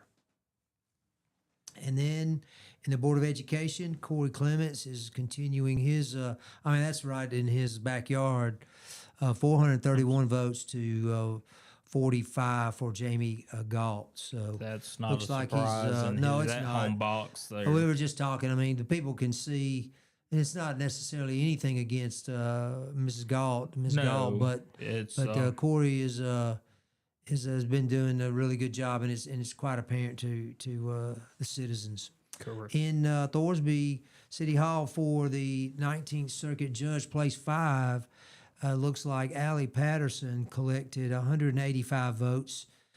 Carol Carter Cook 157, and Bradley Ekdahl was 101. So Carter is maintaining that lead, but it has shrunk. It was 43% of the votes she had. Now it's down to 40. And again, this is our county, and it's only going to be, like you said, mixed in with Autauga County votes and Elmore County votes. That's correct. As part of the same 19th Circuit. Just looking at some other just results coming in that we're getting from around the state. For Secretary of State office there, Caroline Dobson currently holding right around 62% of the vote there. If that holds, she will win that without a runoff. State Treasurer Young Boozer, 69% of the vote. State Auditor Derek Chin currently it looks about 31% to Andrew Sorrell, 69% there. And then Commissioner of Agriculture and Industries, Corey Hill, 41%. Christina Warner McInnes, 32%, and Jack Williams, 27% there. So that's just some numbers starting to come in from around the state this evening. Right. AL.com surprisingly does not have those last few races, at least not. No, we kind of had to swap over and get those from a state agency there, and those are preliminary.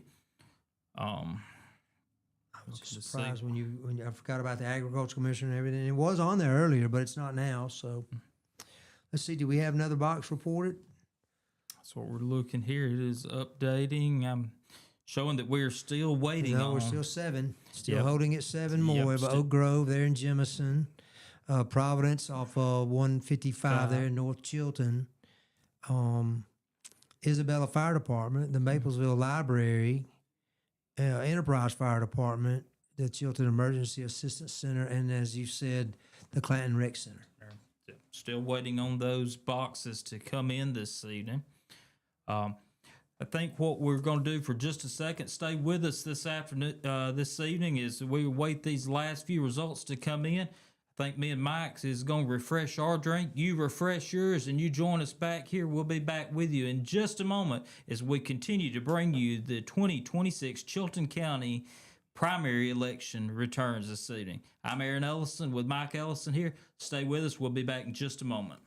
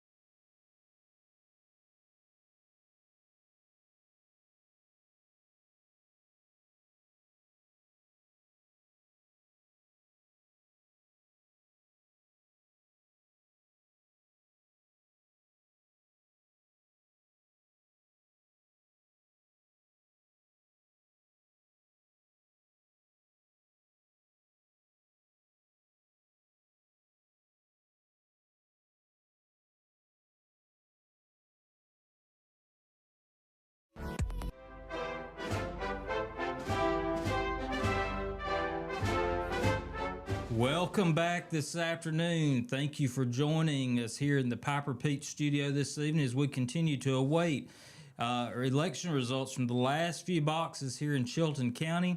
Again, thank you for joining us this evening. I'm Aaron Ellison here with Mike Ellison this evening as we bring you the returns.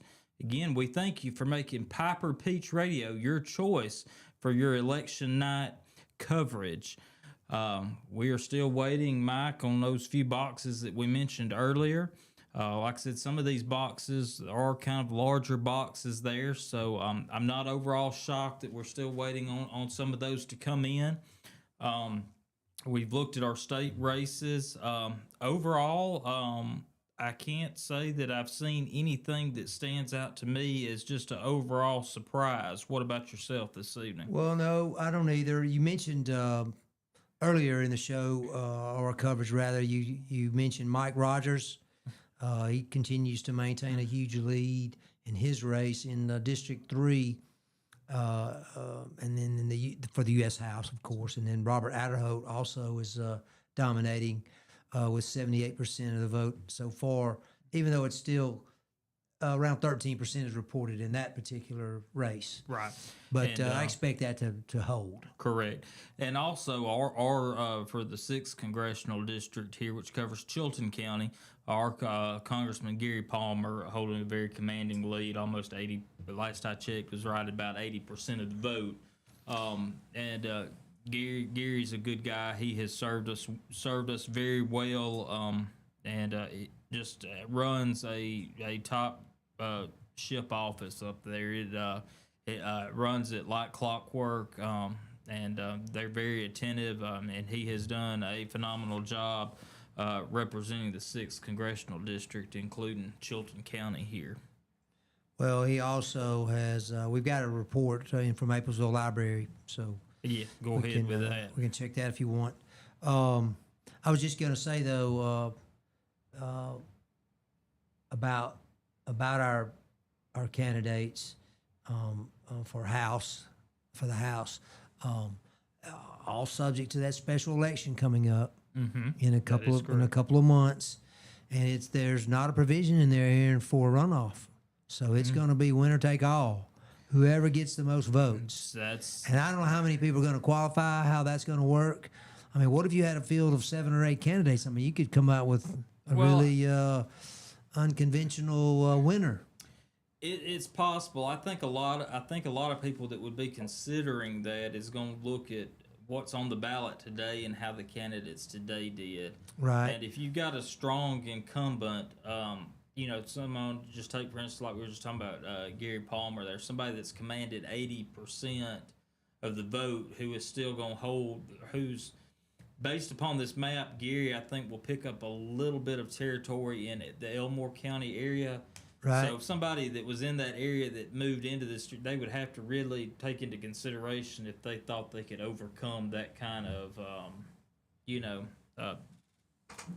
that kind of support. Exactly. And, but yeah, Maplesville here that has come in again over in the western part of the county. There, Revenue Commissioner Brad Carter 64 votes, Michelle Headley 67 votes, and Evan White 29 votes there. Superintendent of Education Corey Clements 140 to Jamie Galt 21 votes there. That brings that race currently to a total countywide. Corey Clements 35-47 to Jamie Galt 7-14. Mike, I feel confident here at Piper Peach that we can call that race this evening for Corey Clements. I think we can as well. Again, I appreciate Jamie. She came on the show, and Taylor interviewed her, and she had some really good ideas. And I wouldn't say I was good friends with Corey Clemens, but I will say that I think I know him well enough that he's smart enough to know that some of those ideas she had are good ideas, are things that could probably be worked into his administration. Absolutely. And so that's what I'd like to see. We've talked about on the show about our impression of the Jemison Forum for city council and mayor's race, which was 2 years ago, or coming up on 2 years, or was it last year? Last year, okay, sorry, 1 year ago.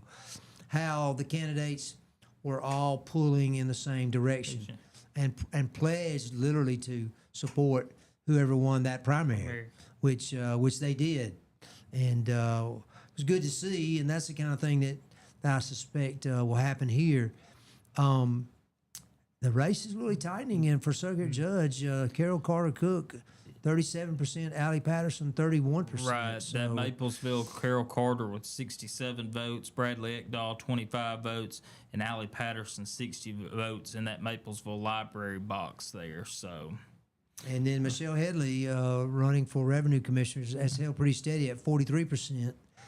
I know she wants to get over that 50% threshold, but it's more important to get into the runoff, the top two, right? And keep it below. And it looks like Brad Carter is going to be able to do that, although we still have quite a few votes to be counted.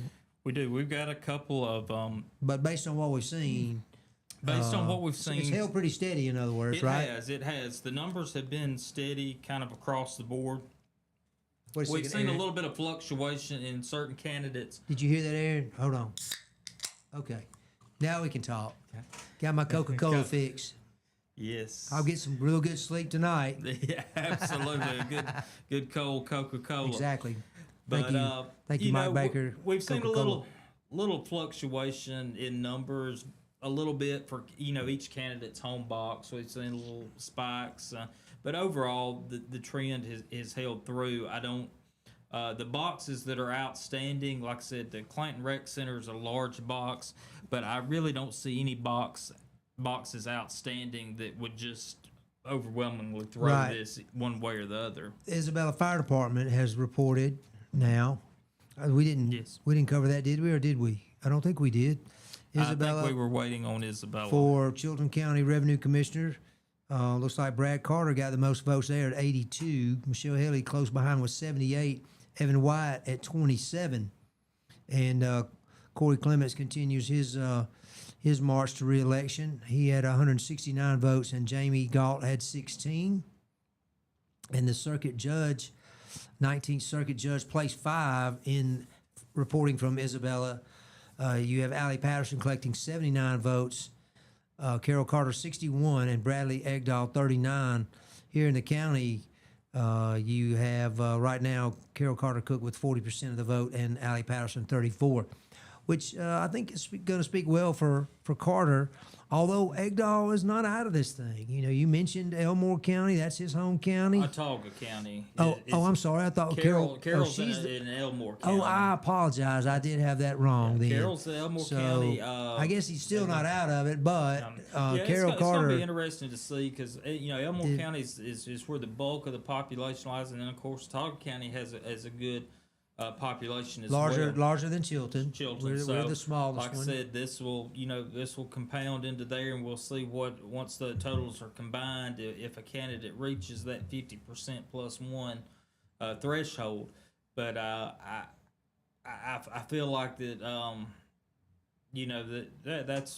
there's a good chance of a runoff. We'll know once all the votes are tabulated later tonight from all three counties where we stand in that. But yes, very be something to keep an eye on as we go through this evening. So it looks like we're still waiting on Providence number 1 out of North Chilton, Enterprise Fire Department, the Chilton Emergency Assistance Center, or the Clanton and the Clanton Rec Center. We're still waiting on results out of those official results.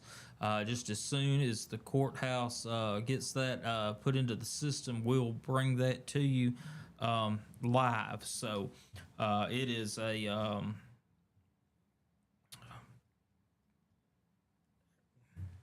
we got a request, Aaron, to repeat the votes from Jemison. So very quickly, at the Jemison City Hall, you had in the Revenue Commissioner's race, Michelle Headley at 303, Brad Carter 193, Evan Wyatt 64. The Board of Education, you had Corey Clements with 454 votes, Jamie Galton with 96. And then for the circuit judgeship, you had Carol Carter Cook with 191, Allie Patterson with 190, and Bradley Egdahl with 141. So that's Jemison's results. So I hope that's what that listener wanted. Absolutely, and we've also had Happy to do it. Someone asked about how the amendments were looking statewide, right? And I have searched for that. It looks like this is what I've just have come across this. This is the unofficial numbers. It looks like for the statewide Amendment 1, which had to do with bail for certain crimes, the judge being able to deny bail, kind of extending the scope of that. It looks like statewide that amendment, yes, 83%, 17% no currently. The statewide amendment number 2, which has to do with district attorney pay, yes is currently, and this is statewide at the moment, yes is 57%, no is 43%. So that amendment 2. Just from reading those, Aaron, I expected that second amendment to be a little closer. And closer, right absolutely. Now it's 57-43 versus the other one, I think was correct. Just was the more way the wording of that amendment, I felt like voters would give probably a little more attention to that. The rec center has come in, and based on these numbers, you'll see what we were talking about. That this is the larger box for the Clanton Rec Center for Revenue Commissioner. Brad Carter 354 votes, Michelle Headley 319, Evan Wyatt 120. For the Superintendent of Education, Corey Clements 643, Jamie Galt 141, and then for the Circuit Judge, place 5. Again, Clanton Rec Center, Carol Carter at 325, Bradley Egdahl 195, and Allie Patterson 233 there. So that is the results from the Clanton Rec Center. Like I said, and you can look at the numbers on that and tell that that is probably going to be the largest box of the afternoon. I think you're right. Absolutely. There's about 750 votes there, or maybe a little better. Michelle Headley maintaining her... What is that now? Looks like about 183 votes, 173 votes rather. Difference. I mean that race is tightened. She's at 42%. Brad Carter's up to 39. Correct. Corey Clements continuing about 83% clip. And then Carol Carter, 38%. Allie Patterson at 31. Yeah, I feel confident, Mike, saying at this point that the Chilton County Revenue Commissioner, that race will go to a runoff between Brad Carter and Michelle Headley. I don't see, based upon the areas that are still outstanding, I don't see the votes there to get any candidate up to the 50% plus one. So I feel pretty confident calling that race will head to a runoff between Michelle Headley and Brad Carter. Got it. Yep, I think you're correct. Of course, again, we've said it many times. The circuit judge race is really a 3-county race. It's not just here in Chilton County, but of course, it appears on our ballots, on your ballots that are watching here from Chilton County. Correct. And we are still waiting. We still have 2 boxes outstanding this season. We're still waiting for the Chilton Emergency Assistance Center and also from Providence number 1, North Chilton there. So 12% of the vote coming in now for Alabama governorship. And of course, Tommy Tuberville already projected as the winner, holding at 86%. Doug Jones is at 73% for the Democrats. So those are just a couple of the races that we're obviously watching. I'm telling you, John Wall has basically caught West Allen. They're 11% coming in there. They both are at 39. One is at 39.41. That's Allen, and Wall's 39.24. yeah, And I was really thinking Rick Pate would garner a little more support because, as you said, he does have some name recognition. People know that he's been serving the last 2 terms as our Agricultural and Industries Commissioner. But looks like he's just going to be an also-ran in this race, Aaron. At least, from the early reporting. Early returns, like I said, and Mike, it's just what we talked about with this lieutenant governor's race. It's going, we're going to see, if the Trump endorsement is going to be what pulls that through there. Because like I said, they are running neck and neck, and like I said, this is updating here from the AP. And right now, they are showing that Wall has pulled ahead 39.3% to West Allen's 38.1%.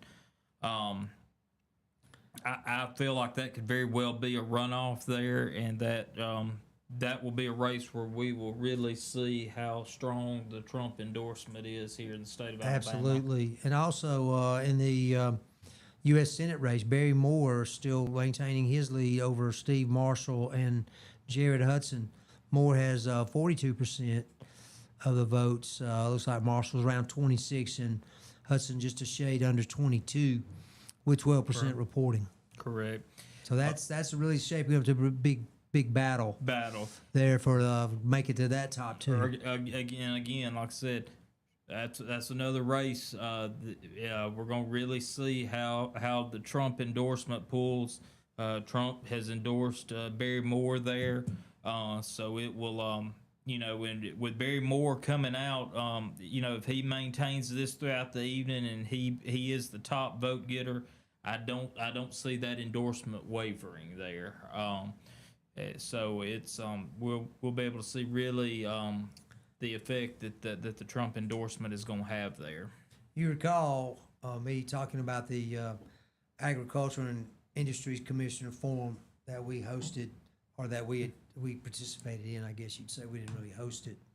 Hosted by the city of Jemison, but that is the tightest race of any in the state right now. You have 3 candidates. 35,000 votes is the top. 27,000 is the lowest. So that is still up for grabs with 14% of the votes counted. Corey Hill has the lead. Christina McInnes is in second, and Jack Williams is very close behind.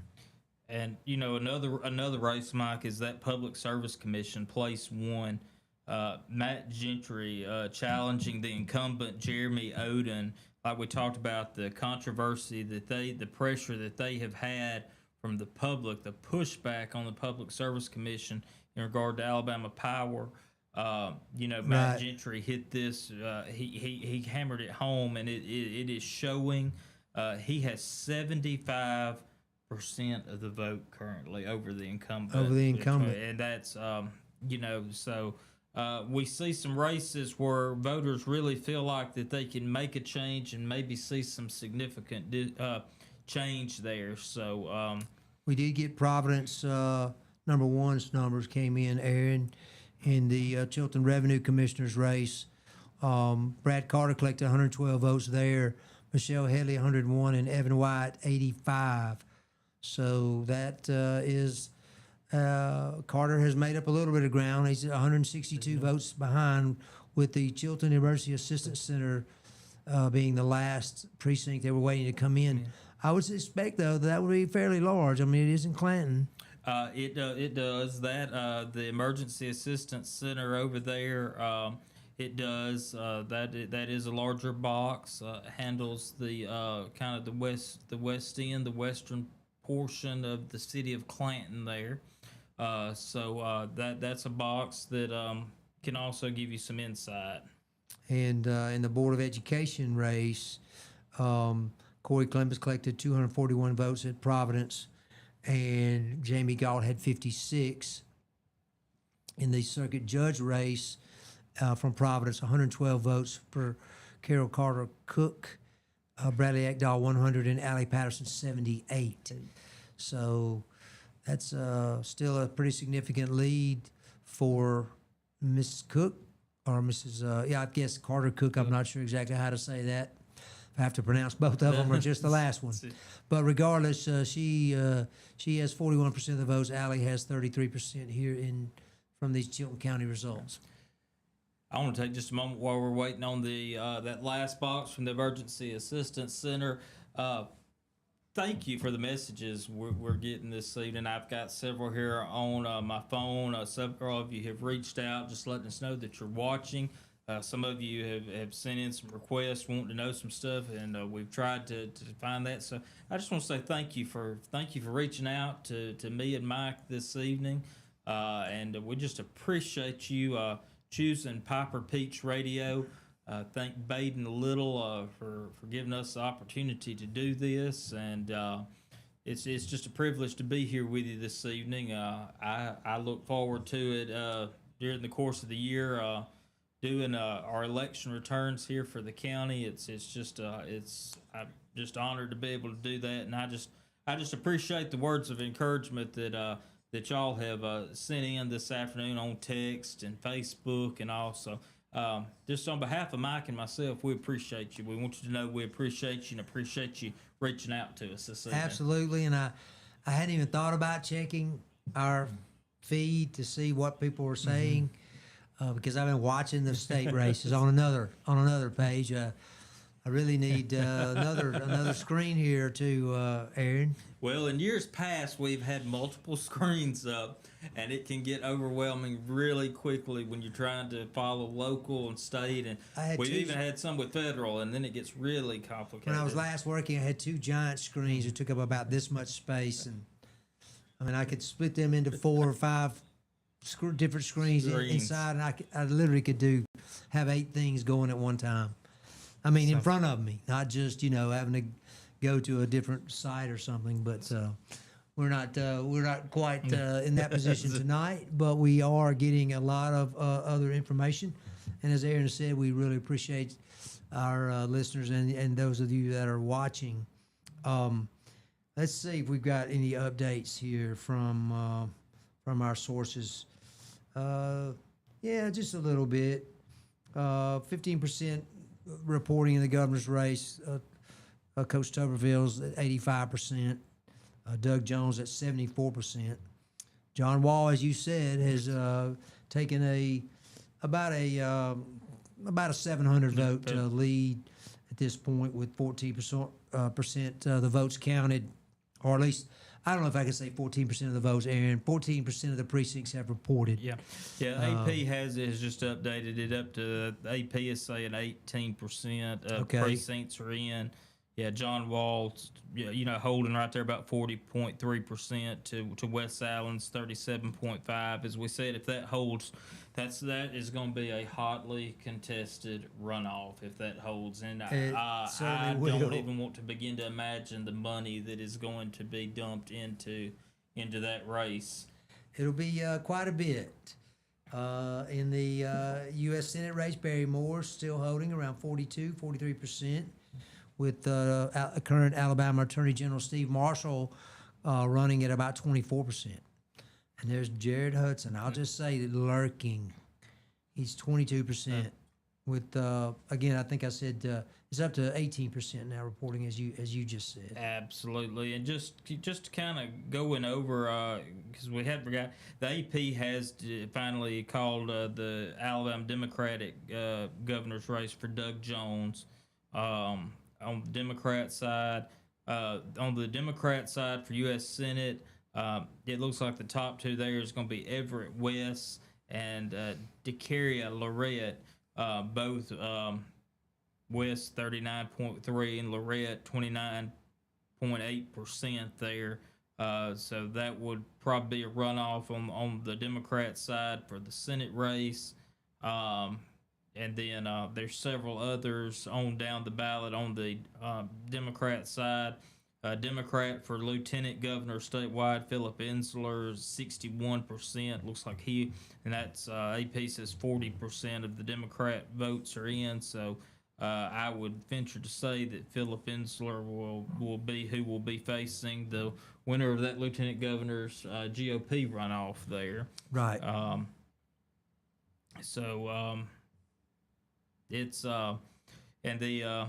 But again, just looking at these races, like I said, the Attorney General's race on the GOP there, Catherine Robertson is 41.8, Jay Mitchell 34%. I don't. If those numbers hold, I think that's going to be a runoff too there. Looks like it. And it's going to, like I said, that's a race that folks, if you turned on your TV at any point in time today, you've seen an ad for one of these candidates for Attorney General. A lot of money being spent on that. It's going that'll be a race to watch too if it heads into a runoff. It has been very heated. You've used that term, and I think that's appropriate. It's a nice way to say that they've really been arguing with each other.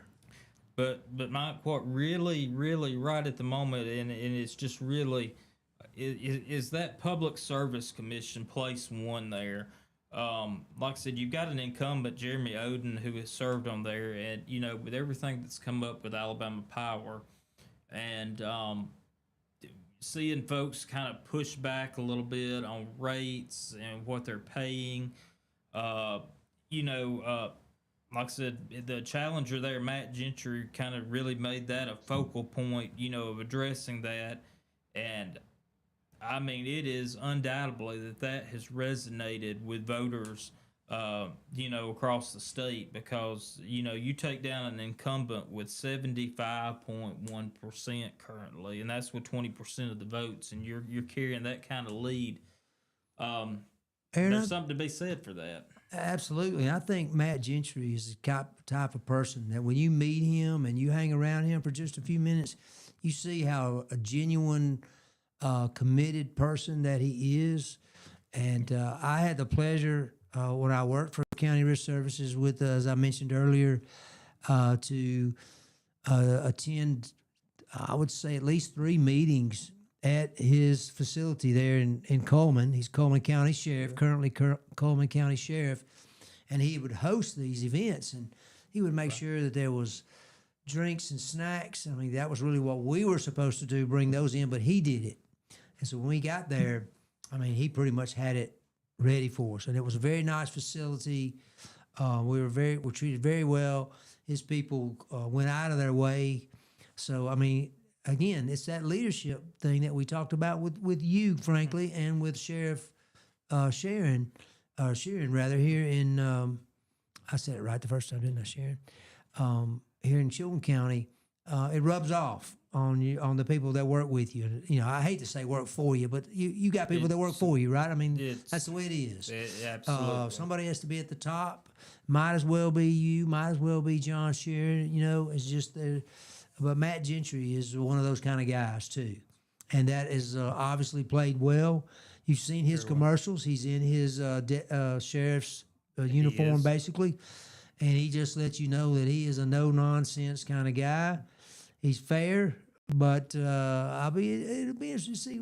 I would like to be attending some of those meetings and just see what happens after he gets on there, because it looks like right now he's going to looks like it win that race. And place two, looking at it currently, Jim Ziegler's pulling ahead. He is up to 45% of the vote there, and over the incumbent Chris Beaker, who has 23.2%.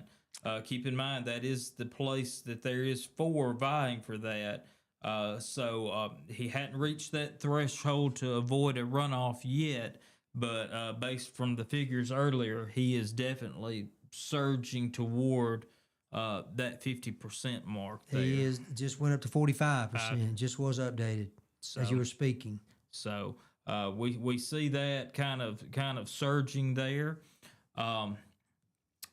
Folks, we're still waiting. We've got one Chilton County box that is still outstanding that has not been tabulated at the courthouse as of right now, and that is the Chilton Emergency Assistance Center. We're watching that live, and as soon as those figures post, we will give you that, and then we will give you an overall total of everyone, where everybody finished up here in Chilton County for the evening. In the revenue commissioner's race, Headley's lead is now 162 votes over Carter. Superintendent Corey Clements, as we said, has won that race, and then Carol Carter leads in the county, in Chilton County, with 38% of the vote. Allie Patterson, 30.5. So. Revenue Commissioner will be headed to a runoff there between Miss Headley and Mr. Carter there. So those two candidates will... Congratulations to those two candidates. Congratulations to both of them. And also mention to Evan White there. Evan run a great campaign. First time stepping out and getting getting your feet wet there and running, and there is absolutely no shame in that. Like I said, we had 3 good people vying for this office. So, Evan, there is nothing to hang your head at this evening. To come out first time to run, and like I said, we're still got 1 box out, but to carry over 1,100 votes first time out, that's nothing to be ashamed of. Almost 20%. Did a good job. One part of his campaign that I really liked was his signs. The bottom of it, it says, "To have a friend, be one." Be one. That's correct. correct. What a good, positive message. Regardless, he put that on there. It doesn't say anything. He doesn't say vote for him. Right. He says that's his message. Is look, if you want to have a friend, you've got to be a friend. That's right. And that is a very basic thing, but I thought it was a solid message. I liked it. Like you said, it's his first time into the political forum. So he did fine, and I'll say this about Brad Carter. Brad Carter has I don't think he run for anything before either. Well, actually, Michelle Headley hasn't either. If we're gonna split that hair. All 3 are really first time, in the political arena. But you have Michelle Headley, I believe, when she was here and we interviewed her. 37 years, I think, experience in the various offices right there. Remember, we used to have a tax collector and a tax something. Tax assessor, tax collector. That's right. And they combined that into the revenue commissioner several years ago. I forget what Commissioner Little was saying. When he first ran and was elected, I think he served four terms, if I'm not mistaken. Yes. Like I said, they both Michelle and Brad both pulled public endorsements from the county. Brad had the endorsement of Rex Clakler, who had been there in one of those positions before it was combined for a long time. He had that endorsement. Michelle Headley, of course, she had the outgoing revenue commissioner's endorsement. She had the endorsement of Glenn McGriff, long time Right. here. So that Circuit clerk we seen for a some long people time. get involved in that and got out. So and supported these candidates. It will be interesting. Because now what Brad and Michelle both have to do is they have to get out and court this other 20%. That's And exactly right. as a candidate, I will tell you it is hard. Like I said, we've talked about having a lower voter turnout today, but what is even harder is getting folks to come back out for the runoff portion of it. When you have a runoff, Usually it's a that's the hard- smaller turnout. It is. So compared to not the only are you primary. trying to get your original voters back to the poll, you're also trying to court this other 20% and get a majority of them to come in with your voters there. So it's kind of for both of them, it's an uphill battle to get your It voters is. back out to the polls again for a runoff. And we got the final results in from Absolutely. Chilton Emergency Assistance Center in the Revenue Commissioner's race. Brad Carter collected 92 votes from that precinct, Michelle Headley 79, and Evan White 55, which would be obviously unofficial. These totals are unofficial. But as you said a minute ago, it'll be Headley and Carter in a runoff next month. Correct. I want to say that is June 16th, but I'm not positive of that. But it is approximately 1 month. Correct. Yeah, and it looks like for the superintendent of education from the Emergency Assistance Center, Corey Clements took 190 votes to Jamie Galt's 35 there. So that turns out unofficially to be an 83% to 17% win. Again, Jamie Galt, first time to delve into the arena, so to speak, and nothing to hang your head. No, not at all. And in fact, like I said, that's 17%. That's over 1,000 votes that she got. Voters. So That's pretty significant in my opinion, my book. absolutely, and even when you have you're in these the last 4 years ago, I think mine, which I was fortunate enough last time to be unopposed as well. You get 75 to 80% of the vote. What you always have to keep in mind is there is that other percentage out there that you work for them as well, and you want to Absolutely. do everything you can for that other percentage to bring them on board. Because, like you said, we're all in this together. We want what's best for Chilton County. And, and that requires us all having to work together at the end of the day. Absolutely, it does. We got some update information. 23% of the vote now in the state races for Lieutenant Governor. John Wall is about 2,500 votes ahead of West Allen now, 39% to call it 38%. So those two, if that trend continues, looks like those two will be in a runoff as well. Correct. Yeah, and the U.S. Senate race, Republican Barry Moore, 42%. Steve Marshall's 25.4%, and Jared Hudson's at 21.7%. Aaron, we were looking at polls this morning, and the poll for this U.S. Senate race had Moore with 23% of the votes, and Marshall and Hudson were like 19 and 14 or something like that, which meant that 4 out of 10 voters were not decided. They had not decided who they were going to vote for yet. So a lot of people walked into that voting booth today and made a decision. And made that decision. Correct. So again, that's I don't know how to say it. That's pretty amazing to me that there's so many people that weren't sure. I mean, I personally have been supporting one of those since the first time that they announced, and I was just surprised though that has happened as it has played out. Absolutely, and just continuing to watch, and it's changing. But that the lieutenant governor's race, that is that is what does James Spann say? Wound up tighter than a tick or something like that. But that is so close. 1.6% separating Right. John Wall and Wes Allen, and so that is that is a super tight race right Well, there. that's that 25% that you're talking about that they don't have 20. There's 25% of the voters did not vote for those top two candidates. Correct. So that's a huge number. I mean, that is just adding it up roughly. That's about 35,000 votes right now. It's a little more than that. It was just updated, but you get the drift, so to speak.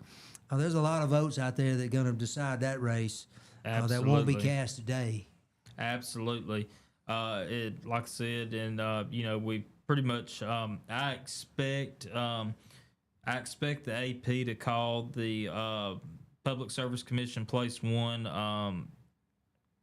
Any moment for Matt Gentry. Right. That is just such a wide margin that he is. Place two is still in play. The AP says 26% is reporting.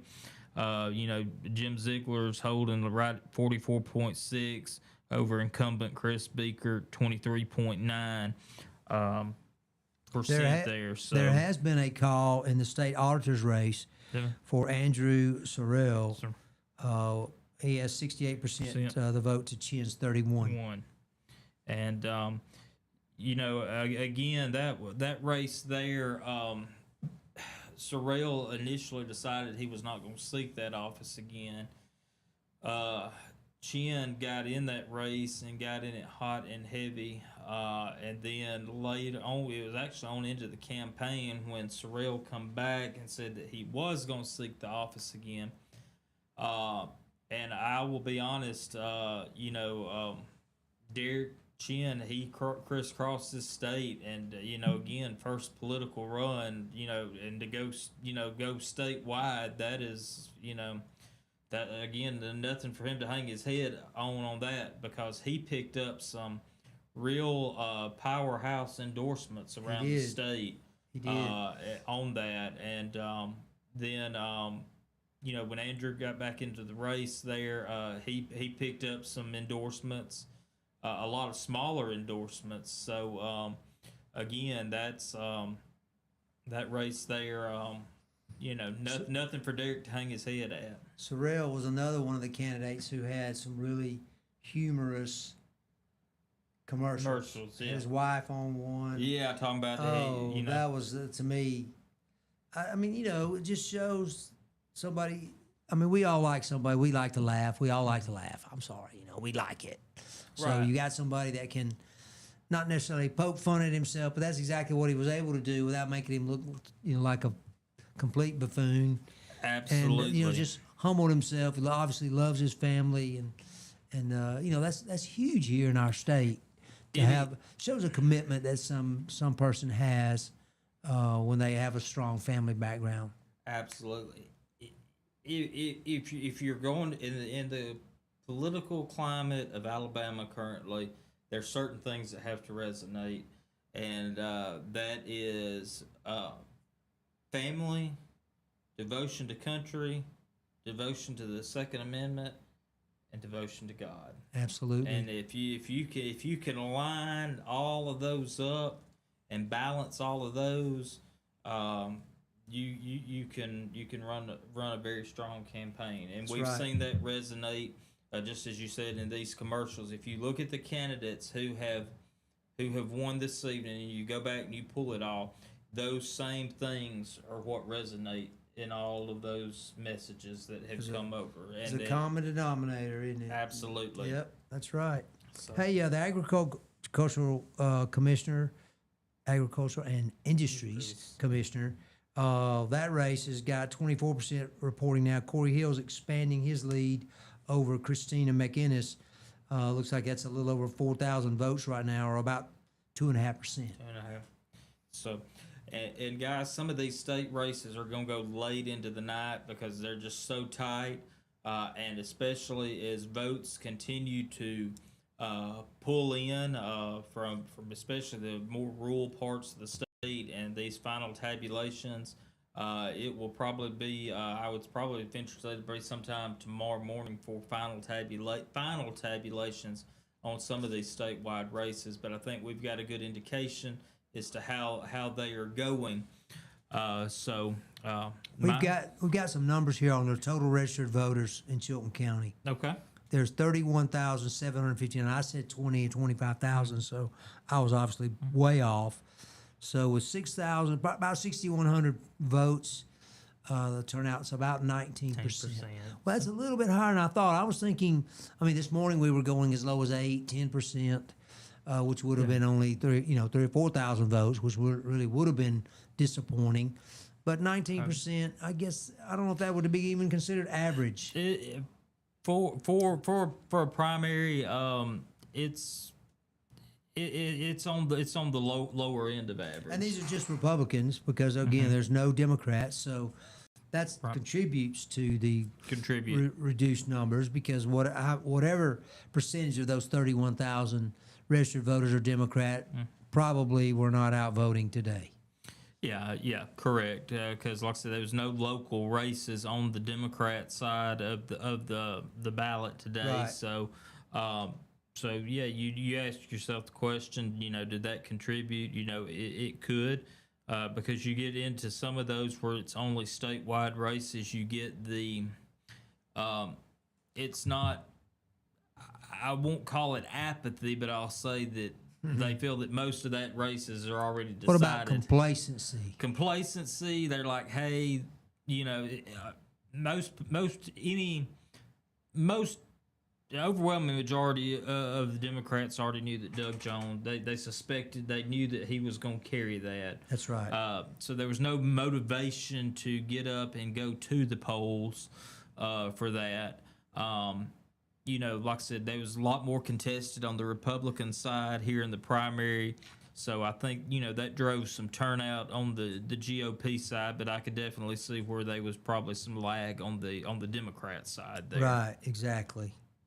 So again, just looking at the results here in Chilton County, we got a runoff going.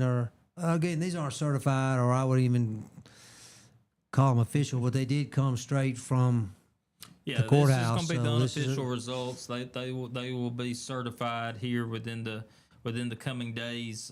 So Michelle Headley finished with 2,538 votes to Brad Carter's 2,389, with Evan Wyatt's 1,180 votes now up for grabs or up for play. In play is what I should say. It'll be interesting to see how that race shakes out. And then Board of Education, Corey Clements was swept into office with 5,014 votes. Jamie Galt had 1,020. And then the circuit judge, again, this is just for our county, Carol Carter Cook with 2,335 votes to Allie Patterson's 1,847. Bradley Egdahl from Autauga County had 1,476 votes, or 26% of the vote. So again, that's another huge. If that should go to a runoff, that would be a huge block of votes there for somebody to collect or vie for. I guess it would be probably the best way to put it. Let's see what we've got here on the state races. In the governor's race, again, Coach Tuberville, with now 32% of the votes, is over 204,000 votes, dominating his two opponents. And then Doug Jones is also, as you said, been declared the winner. He has 117,000 votes. Looks like in the two, you've got about 250,000 of voting so far in the Republican primary, and I would say about 160,000 in the Democrat, which is a little surprising. I didn't know it would be that close. Right. I thought it would be more dominated by Republican primaries. Wes Allen is trailing John Wall in the lieutenant governor's race by about a point and a half, which equals approximately 3,500 votes. And then the U.S. Senator Barry Moore maintaining his front runner position at 42% of the vote, with 29% counted. So that's starting to come in. Correct. And it looks like the AP has called both of the amendments that were on the ballots today did pass. Both amendments, the one for district attorney compensation and the one expanding charges where bail can be denied. It looks like both of those did pass today. The AP has called both of those for yes. You know, Aaron, those amendments based on our state constitution, 1901 state constitution, which has been amended hundreds of times. We have the most amended state constitution in the United States. I would really like to see that corrected. But what I was going to say about that was that a lot of times these statewide amendments are county specific or area specific. And but the whole state votes on it. Cool. So I can recall in prior elections looking up, trying to do some research on it to see how do the people in that county or that area that affected, how they feel about this. Right. Because they're the ones that are going to have to live with it. Right. And a lot of times people will say, "Well, don't even vote for it." Well, no, that's not our democratic process, right? It's not. You should vote. If it's on there, it's going to affect you at some point or someone you know. Like this, this is the First Amendment, where it was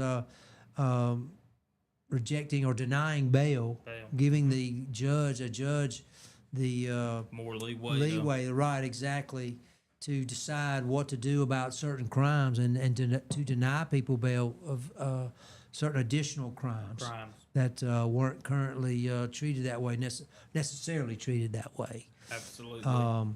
So. And a lot of the way that it reads is that the language that winds up on the ballot can affect an amendment significantly. True. As to how that is, and we kind of like I said, we were talking about Amendment 2 earlier. You know, when it talks about district attorneys' pay, you know, just the wording can determine how people look at that and how that affects them. Absolutely, it does. It's funny you said that. Hey, one of the recently redrawn district, or at least District 1 will be certainly affected in that special election coming up. Jerry Carl is the incumbent, or that he may be totally new in that. That may be a totally new district. Jerry Carl. Did he lose last time? He did. When that district, when the courts took over and redid that district down there and kind of split it up. They gerrymandered him out of a job then, basically. Basically, because it basically put, if my memory serves me correct, I think it put him and Barry Moore in the same district, and because they created that district there for Shamari Figures holds now. But it looks like that's actually going to be going back to the previous thing since with the Supreme Court ruling there. Correct. So. That's right. The redistricting maps can go back. But yeah, Jerry Carl with and it says 99%, so he's been declared the winner. He had 67% in a 1, 2, 3, 4, 5. It looks like 7 candidate race. So good for Representative Carl.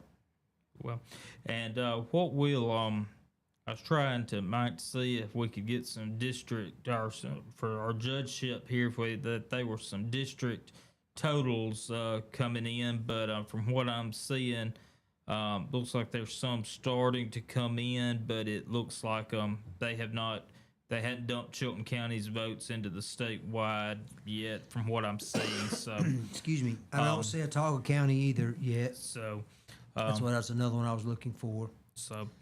But it's 9:26 this afternoon, so all the Chilton County votes are in. Me and Mike, we're going to hang with you to the bottom of the hour here, because like we said, some of these state races will go late into the night. But we'll take Mike just a moment, and we'll review the Chilton County specific races here one more time for you this afternoon. As we said, Revenue Commissioner Michelle Headley, 41.56% to Brad Carter's 39.12%. Evan White garnered 19.32% of the vote there. So Michelle and Brad will be headed to a runoff there, and we wish both of those candidates the best of luck as they continue out on the campaign That's right, trail again. They're not finished yet. So, and then we also, Superintendent of Education, Corey Clements, 83.10% of the vote this evening. Jamie Galt, 16.9% of the vote this evening. Mr. Clements, congratulations. Ms. Galt, thank you for running a good campaign. The voters there, we look forward to great things. Like I said, Chilton County, there's construction projects going on all across the county on campuses. We're getting ready to break ground on a new career tech center that is going to be huge for Chilton County. So we look forward for Mr. Clements and this next term as to what they're going to accomplish. So congratulations, Corey, on your win. We hope to have him on the show, if not later this week, certainly the first of next week. Absolutely. Y'all stay tuned for that, because I know he has got just absolutely great plans and probably more announcements to make if I had to guess. And then, like we said, Circuit Judge Place 5. This is the Chilton County, how those added up this evening for Chilton County. Carol Carter with 38.23% of the vote. Next was Allie Patterson with 30.24%. And then Bradley Ekdahl with 24.17% of the vote. So Miss Carter taking the top spot for Chilton County. Like I said, all three of those candidates, their vote totals will be from Chilton County will be added in with the Tauga and Elmore County. And then once those votes are tabulated and combined, the top two candidates will advance to a runoff if one candidate doesn't reach the 50% plus one threshold there. So, like I said, that is probably going to be a race that will be determined later on this evening. So, it is 9:29. Mike, any final thoughts this afternoon? I've thoroughly enjoyed it. I did want to say that it looks like all the results are in and all the boxes have been counted, and the Classic Country Caravan is officially the best show on Piper Peach Radio. It's heard from 7 to 10 on Saturday evening. Hope you'll tune in and check out our friend Steve Johnson and his show. He took a request from me, Aaron, so now he's like my best buddy. Easy. He played. It was a Hank Williams tune. Did he pay you $100 to say that? No, he is didn't. the $100 man. No, but I am expecting it. So, Me too, Steve. All I can say is that it's worth $200 for us to I say think that so. tonight. Absolutely. And the song I requested was "Moving On Over." Well, folks, it is 9:30. We have absolutely enjoyed being with you this evening. Again, thank you for making Piper Peach Radio your choice for Chilton County election night coverage. We'll be back again. We'll do this again on the runoff to give you the results as they come in that night. So, again, thank you for joining us. We thank you for your time this evening, and we ask that everyone have a blessed evening. Thank you. Good night.